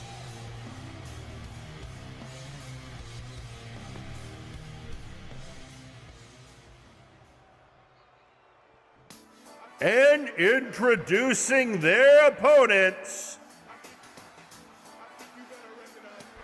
Absolute Washington and Forrest the Fortress Wade. The Absolute Units. Oh my, you know it's serious when Absolute Washington is rocking a new do.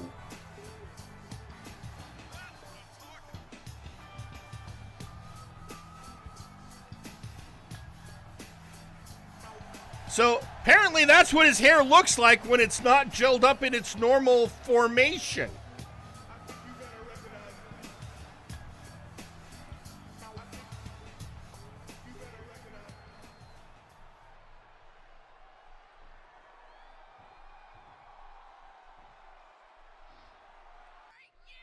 And we are starting out with Washington and Croc4. And Croc coming out strong in the beginning. And in comes registered Anon right away. Oh, take it out. It's a shin. Now, folks, Absolute Washington and Forrest T. Wade have both been training under the unstoppable Goliath Gorm, whose training helped TJ the Mint Gable win the TTV championship. I think this is going to be our first real time to see how the units are going to utilize that training. Oh, hung out to dry. And yet, Anon still finds himself in the corner. Oh, Fortress incoming. The tax man cometh. And might I say, I am still very happy with the return I got this year for us. Thank you very much.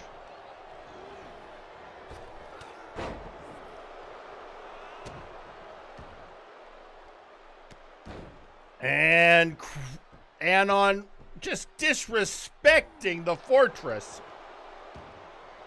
Do not disrespect Mama Wade's baby boy. That is not the right thing to do. Anon getting the worst of it. Maybe could have used a hot tag from Croc, but nope, now he's in the wrong part of town.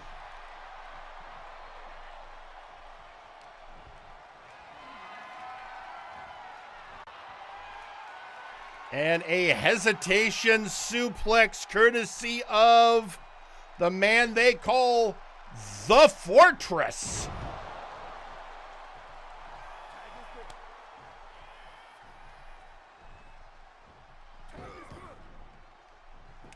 Hot tag to Croc. And Absolute's more than happy to give him a snap suplex for his trouble.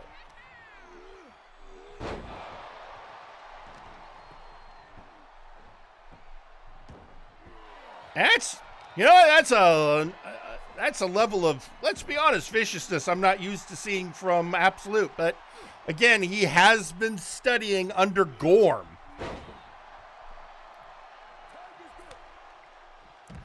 I have to wonder how much of this new look might have been a recommendation by Gorm as well.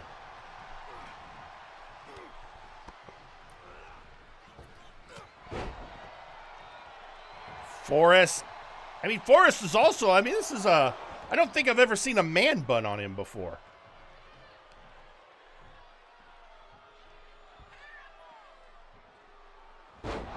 And just being slammed about.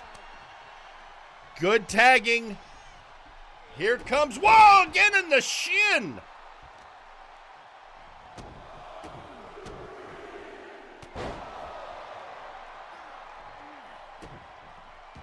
Croc's going to have to step up his game. This is not the units of old.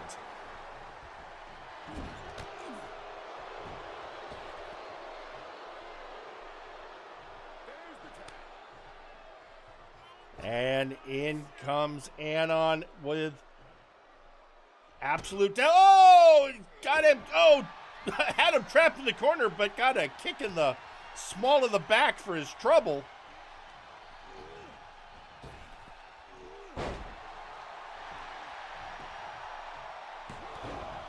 Broken up by Croc.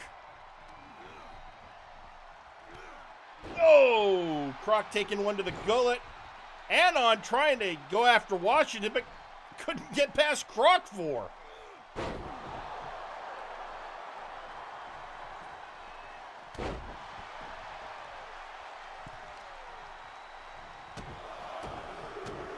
This is like watching a whole new tag team, even though these are veterans.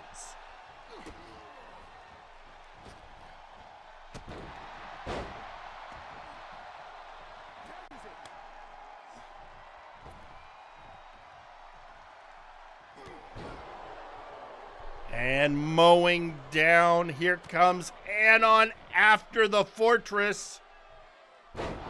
Oh! And the clothesline. Never underestimate the freakish strength of the Florida man.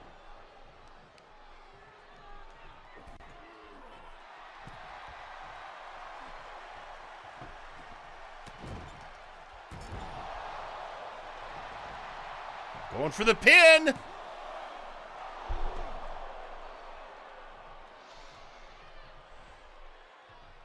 Being scooped up and whipped into the corner. Oh, but fighting his way out.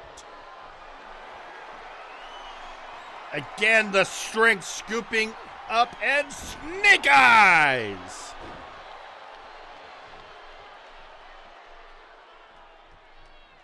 And again,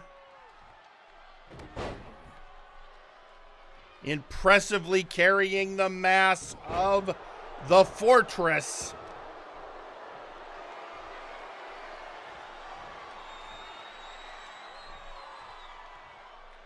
Hoisting him over his head, impressive. Momentum turning in. Oh, maybe I spoke too soon. The momentum was turning in OTP's favor, but then that electric chair suplex.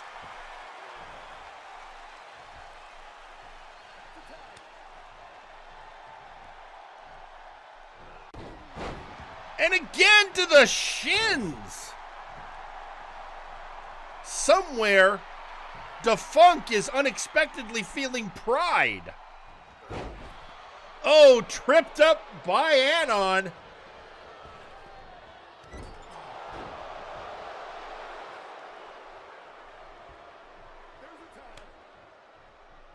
Coming in again, it is Croc-Vor versus Absolute Washington. Whipped into the ropes. Oh, right into the face.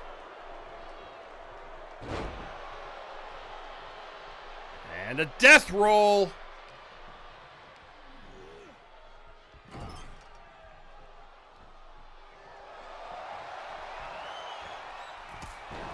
Oh, boot to the head.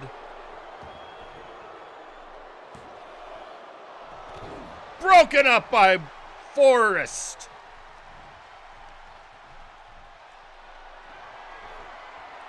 Croc looking to make the Fortress pay by hurling him out of the ring, but he didn't see Washington coming up from behind.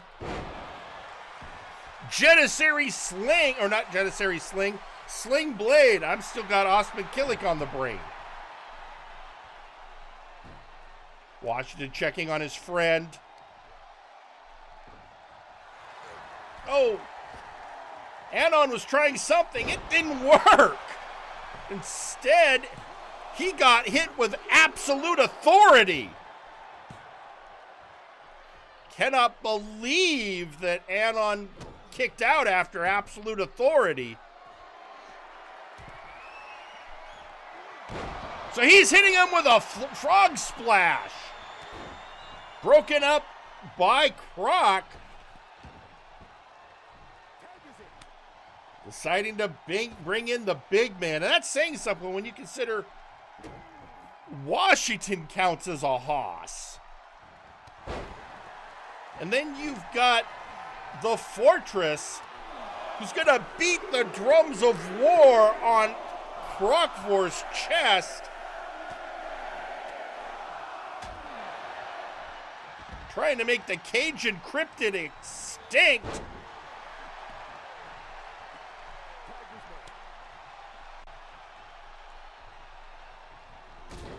And, oh, again, that sliding kick. Whipped into the corner. Oh! Bad time for Washington. After the incident report.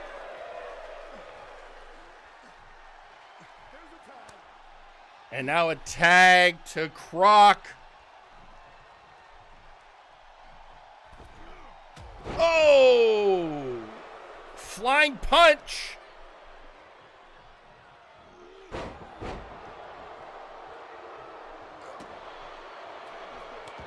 Once more cometh the Anon.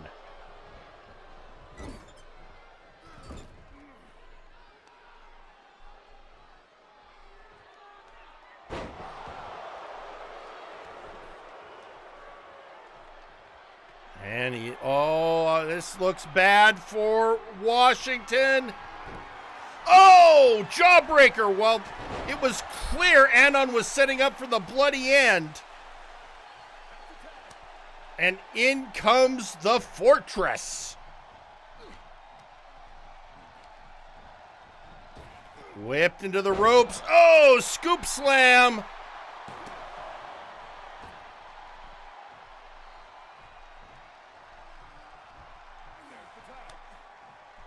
Broken up by Croc, but here comes Washington. Washington playing to the crowd. Hoisting him up. Oh! And taking him down.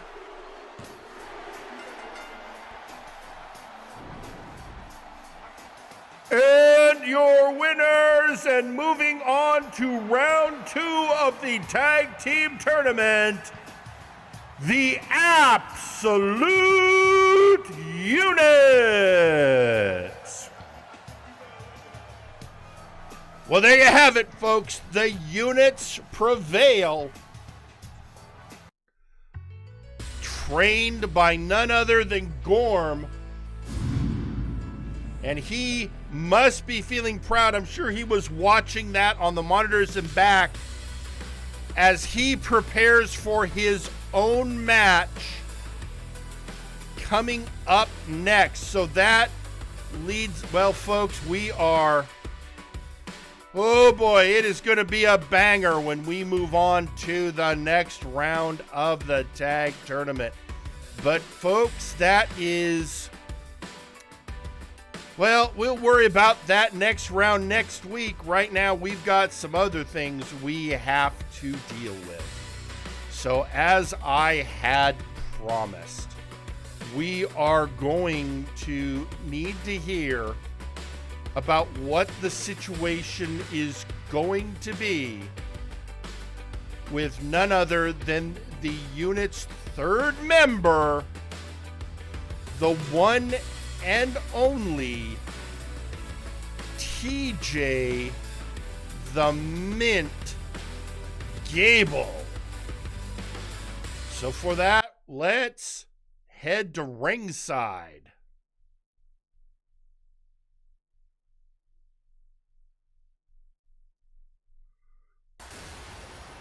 And there he is, TJ Gable. I'm sure he is bursting with pride. I'm sure we're going to hear that. But, yeah, let's hear what the man has to say. He is your TTV champion.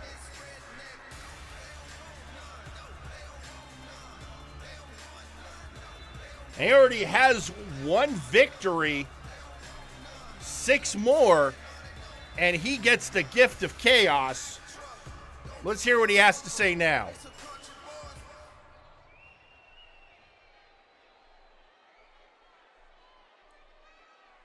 First off, congratulations to my brothers in the units. I knew you could do it. You're going to go all the way. I believe in you. Also, shout out to Gorm. Thank you so much, Coach. And I hope you do great in your match tonight. Now that those important things are out of the way, let's get to what you all want to hear. And I don't want to hear anything from all y'all. Because the Mint is a lot of things, but one of those is not a coward. I don't run from any fight. I don't care, even after that BS from Zeta. Good call, Jerry, suspending that bot. Sawyer, I'm not running from you. Sawyer, I want to fight you.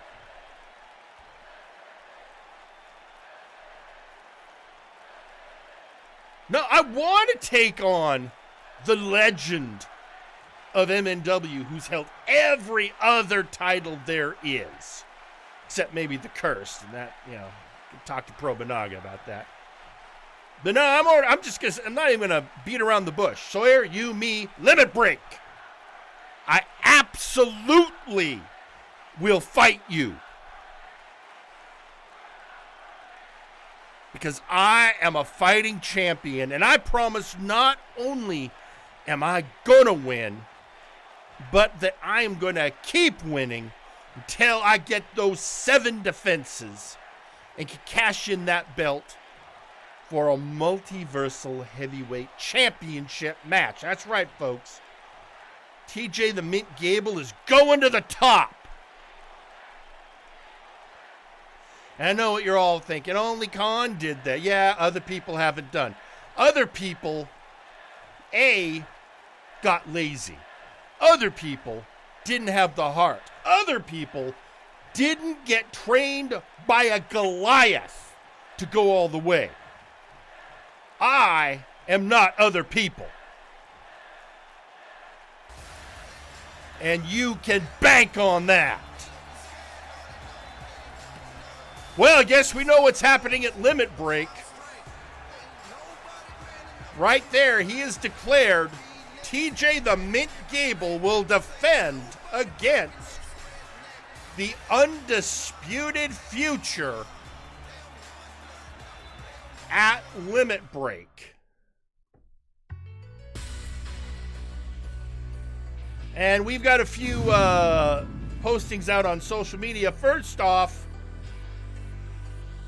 from Absolute Washington himself, one down and we shall continue on. Very much echoing what we just heard from his fellow unit about being a winner. And speaking of that, their coach, the Goliath Gorm, That's how I taught you, lads. Switch your tempo mid-fight and your opponent won't know how to respond. Folks, it's obviously Gorm's a good coach. Gorm went in and Gorm got the job done.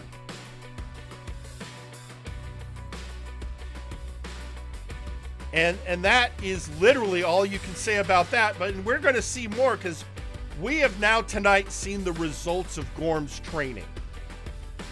But now it's time to see the Goliath in action with two other partners.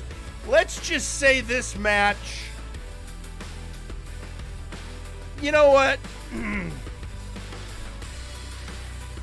I could try and explain it, but I'll let them speak for themselves. Let's head to ringside. Let's do this.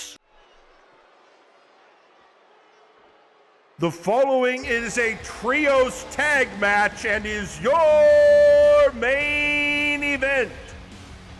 Introducing first, the unstoppable Goliath, Gorm. Starting right out, Gorm, looking focused. He's got to be feeling great seeing his proteges thrive. Knowing that they have put in the work and paid attention to his lessons.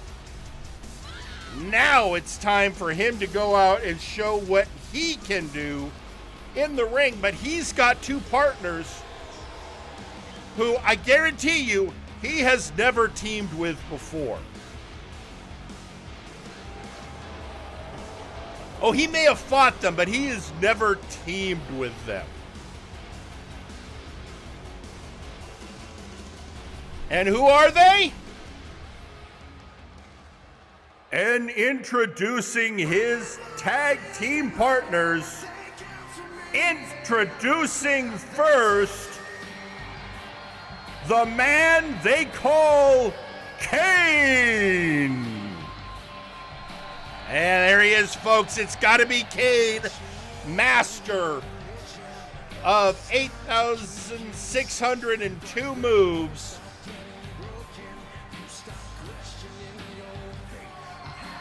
Kane, one of the members of Hero Time. And he has recently been having a crisis of conscience about what to do about all of the skullduggery going on in MNW. And it doesn't help that one of the things that's thrown him is the sudden departure of one of his partners, the Ultra Devil, who has decided to jump over, at least for now, onto Flashbang.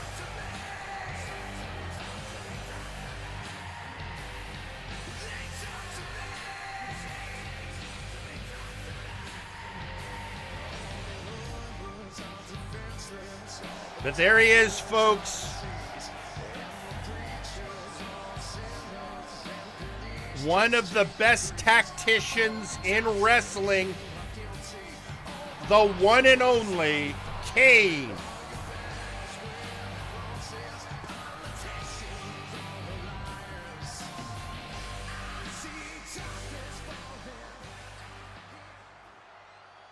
And introducing their final partner,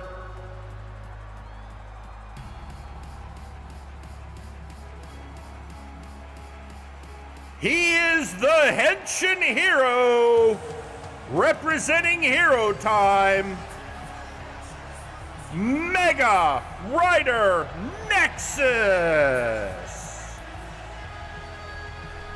Check your clocks. It's Hero Time.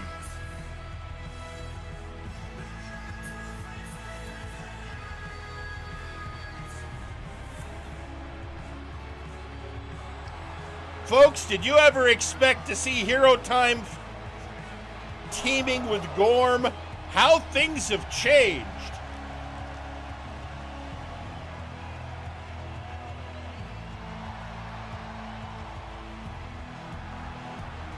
Mega Rider Nexus, who is still the champion of all that is good and bright, fighting against the darkness encroaching in MNW and the Nexus.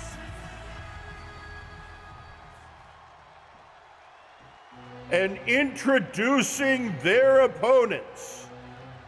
Introducing first,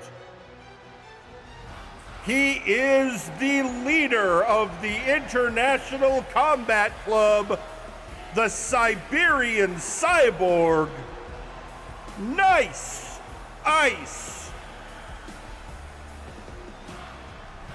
The dark reflection of Gorm. Nice Ice, who has claimed he can train anyone, but use the promise of training to humiliate Bastion Butler. And then encouraged his International Combat Club to attack Nakano Kirishima when he was down.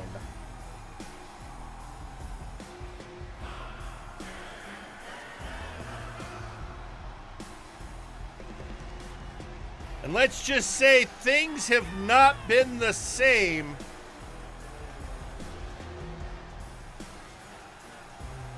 and the opinions on ICE and the ICC overall have definitely taken a shift.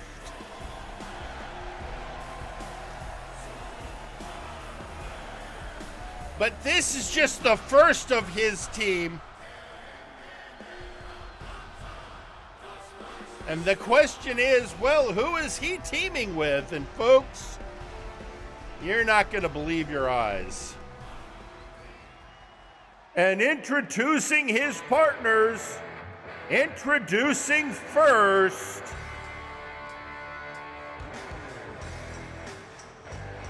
representing the Outlaws, Theron Markov.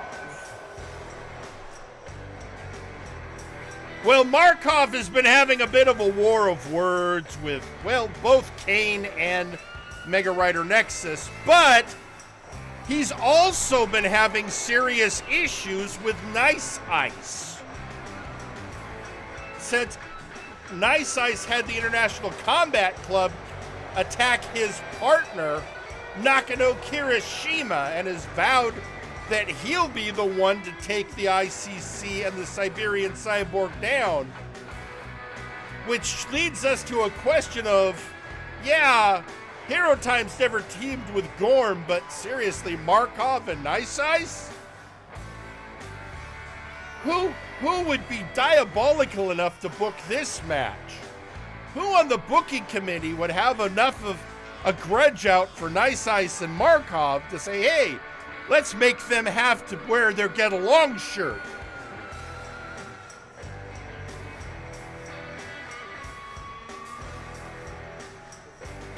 Yeah, it was me. No, I want to see. All right. Put your money where your mouth is. See if you can get the job done. But as interesting as that is, I needed to find a third person. And the third person, well, if you look at all of the issues here, Hero Time has gone after Markov and Nice Ice. But why is Gorm their partner? Well, let's think about it. Who recently, as Markov enters the ring, ponder, who recently got in the Goliath's face?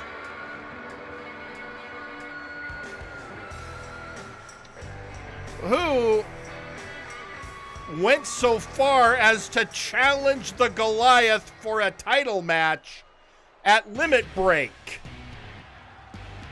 And introducing their tag team partner, he is the Nexus Titan champion, and King of the Dwarves, the Dagger, Dagrick.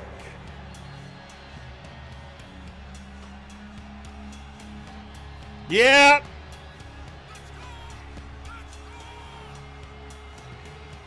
And folks, I'm not gonna. This is happening. Gorm and Dagarick will face each other for that Nexus Titan Championship on May 26th at Limit Break. But tonight, they are both part of tag teams, and Dagarick has to deal with two tag team partners who don't necessarily get along.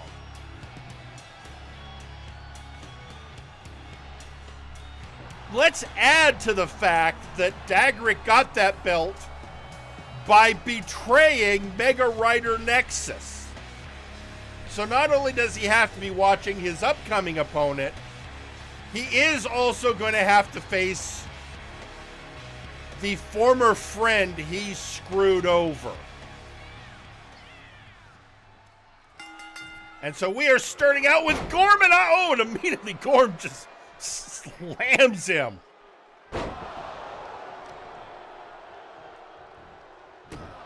Gorm wasting no time, but then bringing in Kane,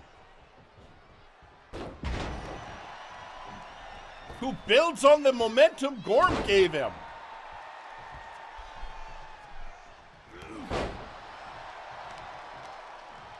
Oh, Nice Ice looked like he took that personally, and Kane's answer is, he doesn't care.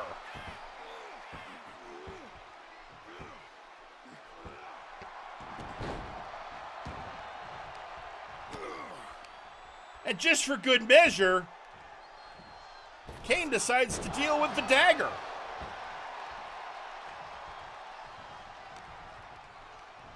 That does give a little bit of an opening to Nice Ice,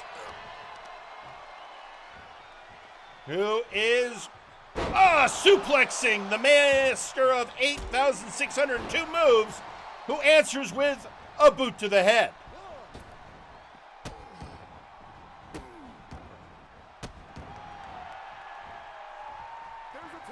And brings back in the Goliath.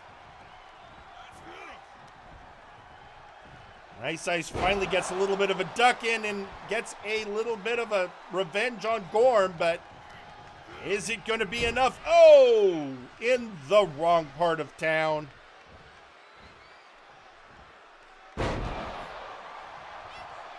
And a corner assisted suplex, and in comes the Outlaw.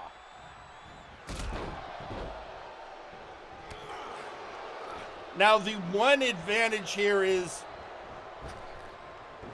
say what you will about Markov, and there's a lot you can say about him, but when he is in the ring, he is all business.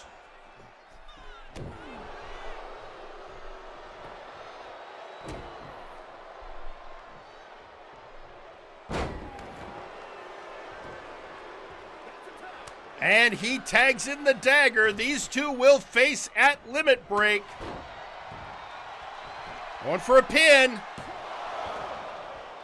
Kick out at one. I was trying to pick up.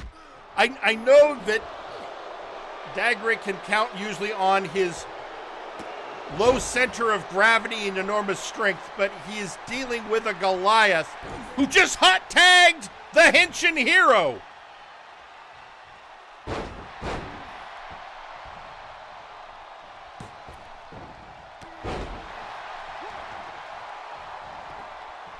Going for an early pin. And rolling back in. Oh! Dagarick took his eye off the prize and got punched by Gorm and is now getting outplayed by the Mega Rider. Dwarven Driver! Oh, not even a one count. Broken up by Kane. Decides to bring in Markov, who Mostly just doesn't like how he was dismissed by Mega Rider when he was trying to claim that he was doing the right thing, and Mega Rider pointed out he was still a piece of trash.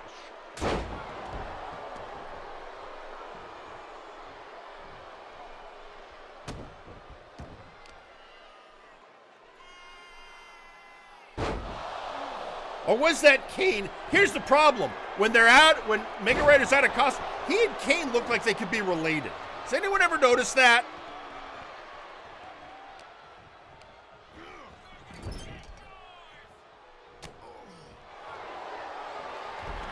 Bringing the Henshin hero down to the mat.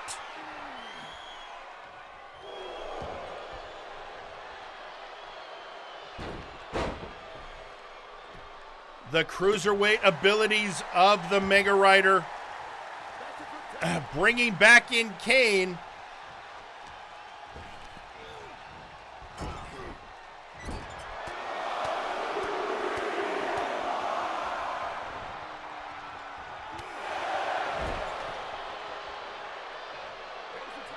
Both teams doing a good job of tagging in their partners.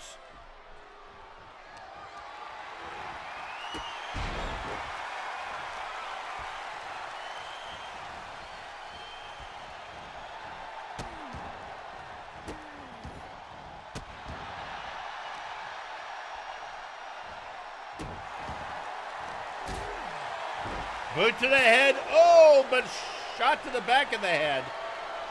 But still, Kane keeps his focus with being fought out by Daggerick.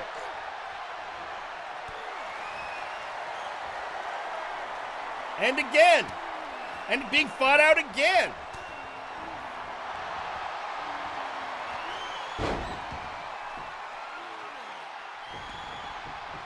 Again, Kane knows all the moves.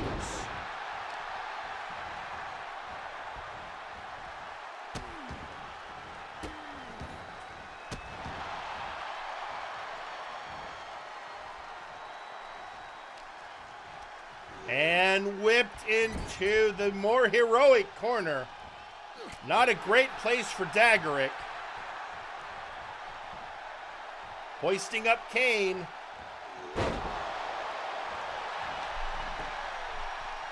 One, two, kick out at two. No need for a breakup by Gorm. I'm noticing Daggerick isn't doing a lot of tagging in of Nice Ice. Even, he's only been in when he started the match. I think Kane is busted open. Theron going after Gorm, trying to go after Mega Rider, and now going after all of the members of Kane's team, and they just keep punching him. Now he finally gets to do a DDT on Mega Rider, and that costs him.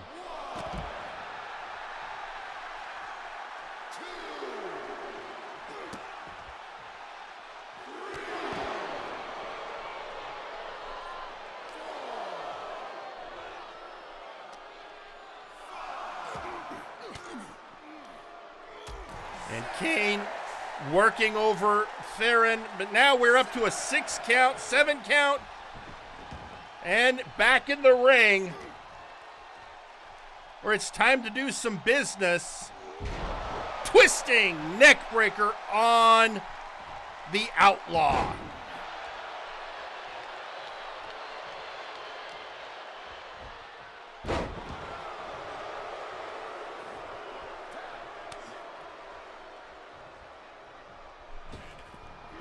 The dagger going after Kane. Kane fast enough to get out of the way. And a slam.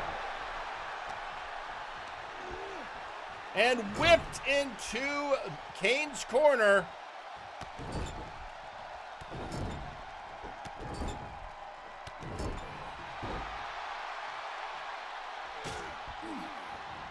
And now boot and Kane. Coast to coast.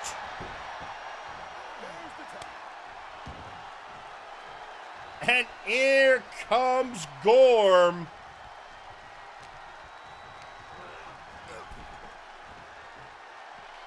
who is, about to be a bad day to be a dwarf. Oh! Off the hardest part of the ring.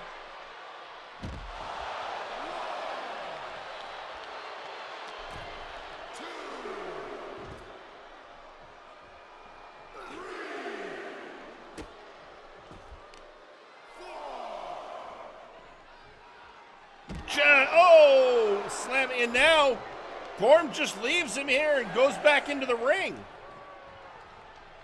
And has some words for his partners.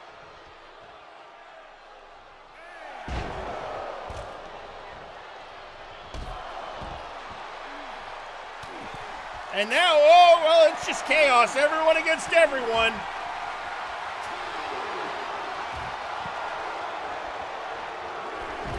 Attempted a tope suicida. That didn't work, and Gorm is still doing work on all of the opponents. Finally, one of them is bringing down the Goliath. And that not for... Okay, again, bit of a cluster over there.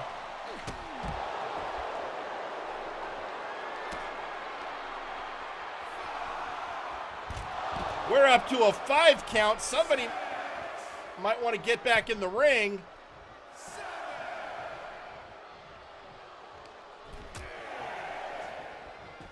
And Gorm, going back out and doing more damage to Markov. I think Yagarick just got busted open by making the mistake of going after the members of Hero Time.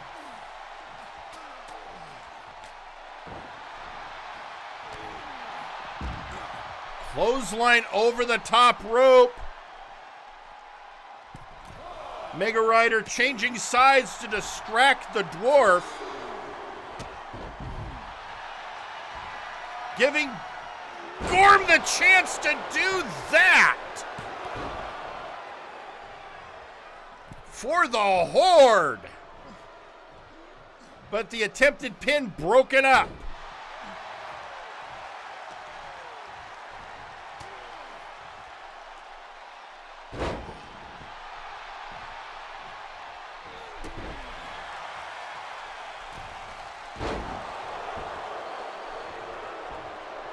Neck breaker by Gorm.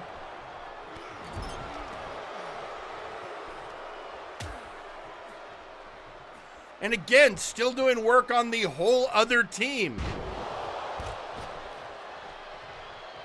Nice Ice, the legal man, deciding to go over and gets told what for by Kane. And now, blocking the attempt at the suplex and reversing it.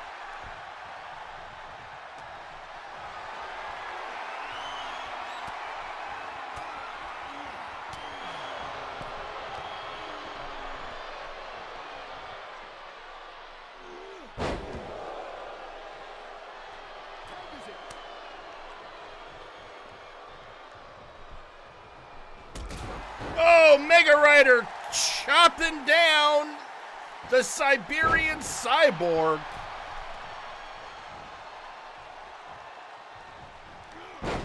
Going for it again, blocked by Ice.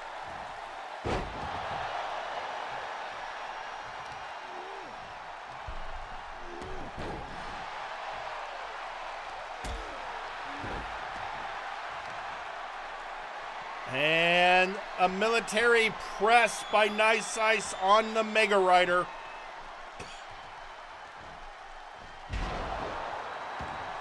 Down he goes.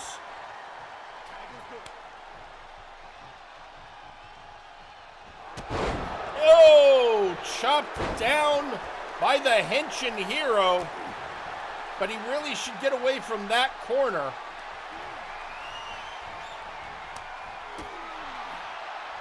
A little assist by Theron on doing that, and chopping him down, moonsault! And tagging in Gorm.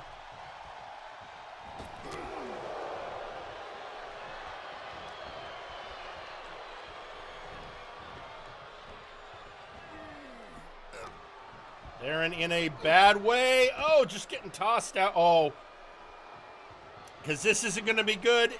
Oh, no, and oh, pile driver all the way to the floor.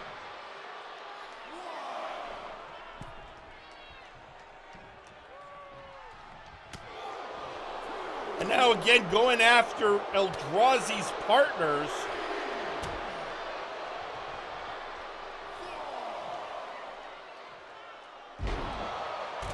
Taking out Dagrick, his opponent at limit break, dragging Markov out of the ring.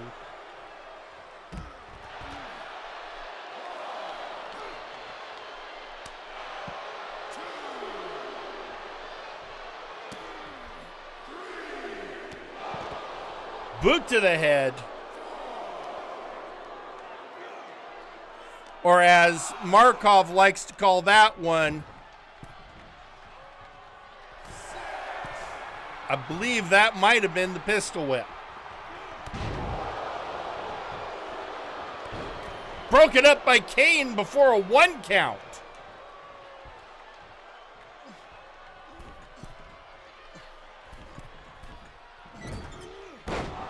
Going up for a moonsault, didn't realize Gorm had moved.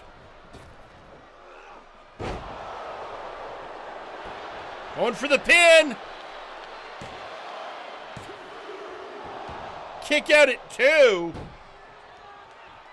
Markov's partners didn't even try and go help him.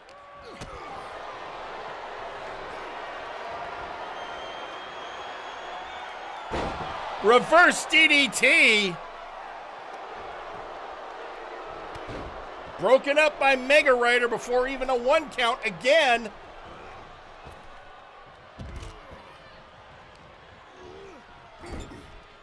Into the wrong part of town for Gorm.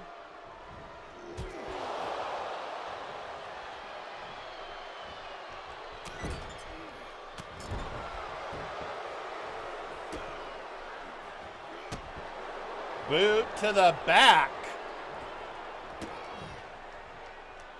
Again, a pistol whip on Gorm.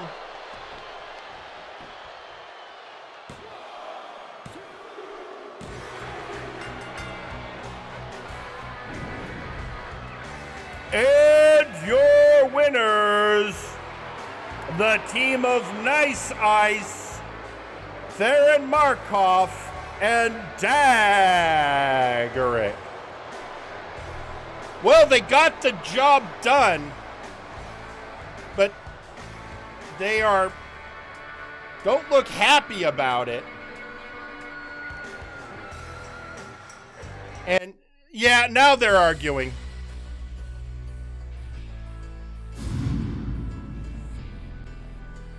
Yeah, they're each trying, and there you have it, folks. They're each trying to take credit for who got the victory.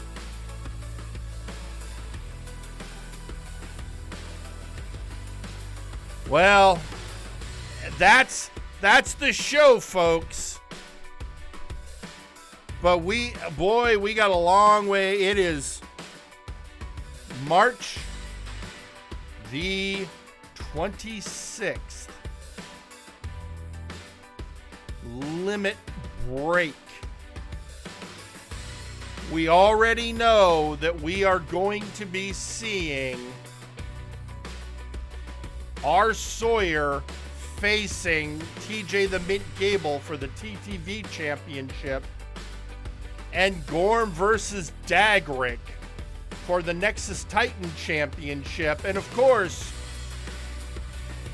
whoever wins the Multiversal Tag Tournament goes to the final round. Those two teams will face each other for the Multiversal Tag Championship. And we know we're going to have a match featuring Juan Chance versus the Wide Bastard, Minwanu. But next week, we are going to have a #1 contenders match to see who will face Sir Unkley Dunk at Limit Break. And we know that match will feature the Ginger Boy, Tommy Black. Folks, It is an exciting time, and all of this is, of course, leading us ultimately to August 4th and 5th. I'm sorry, August 3rd and 4th. Got to get my time right. Wait a minute. Okay, I got to get my... I'm seeing it written being 3 different ways in 3 different places. Let me get my calendar. Let me get out the booking app, folks. Get this right. It is August 2nd and 3rd. The Friday and Saturday for Multivania,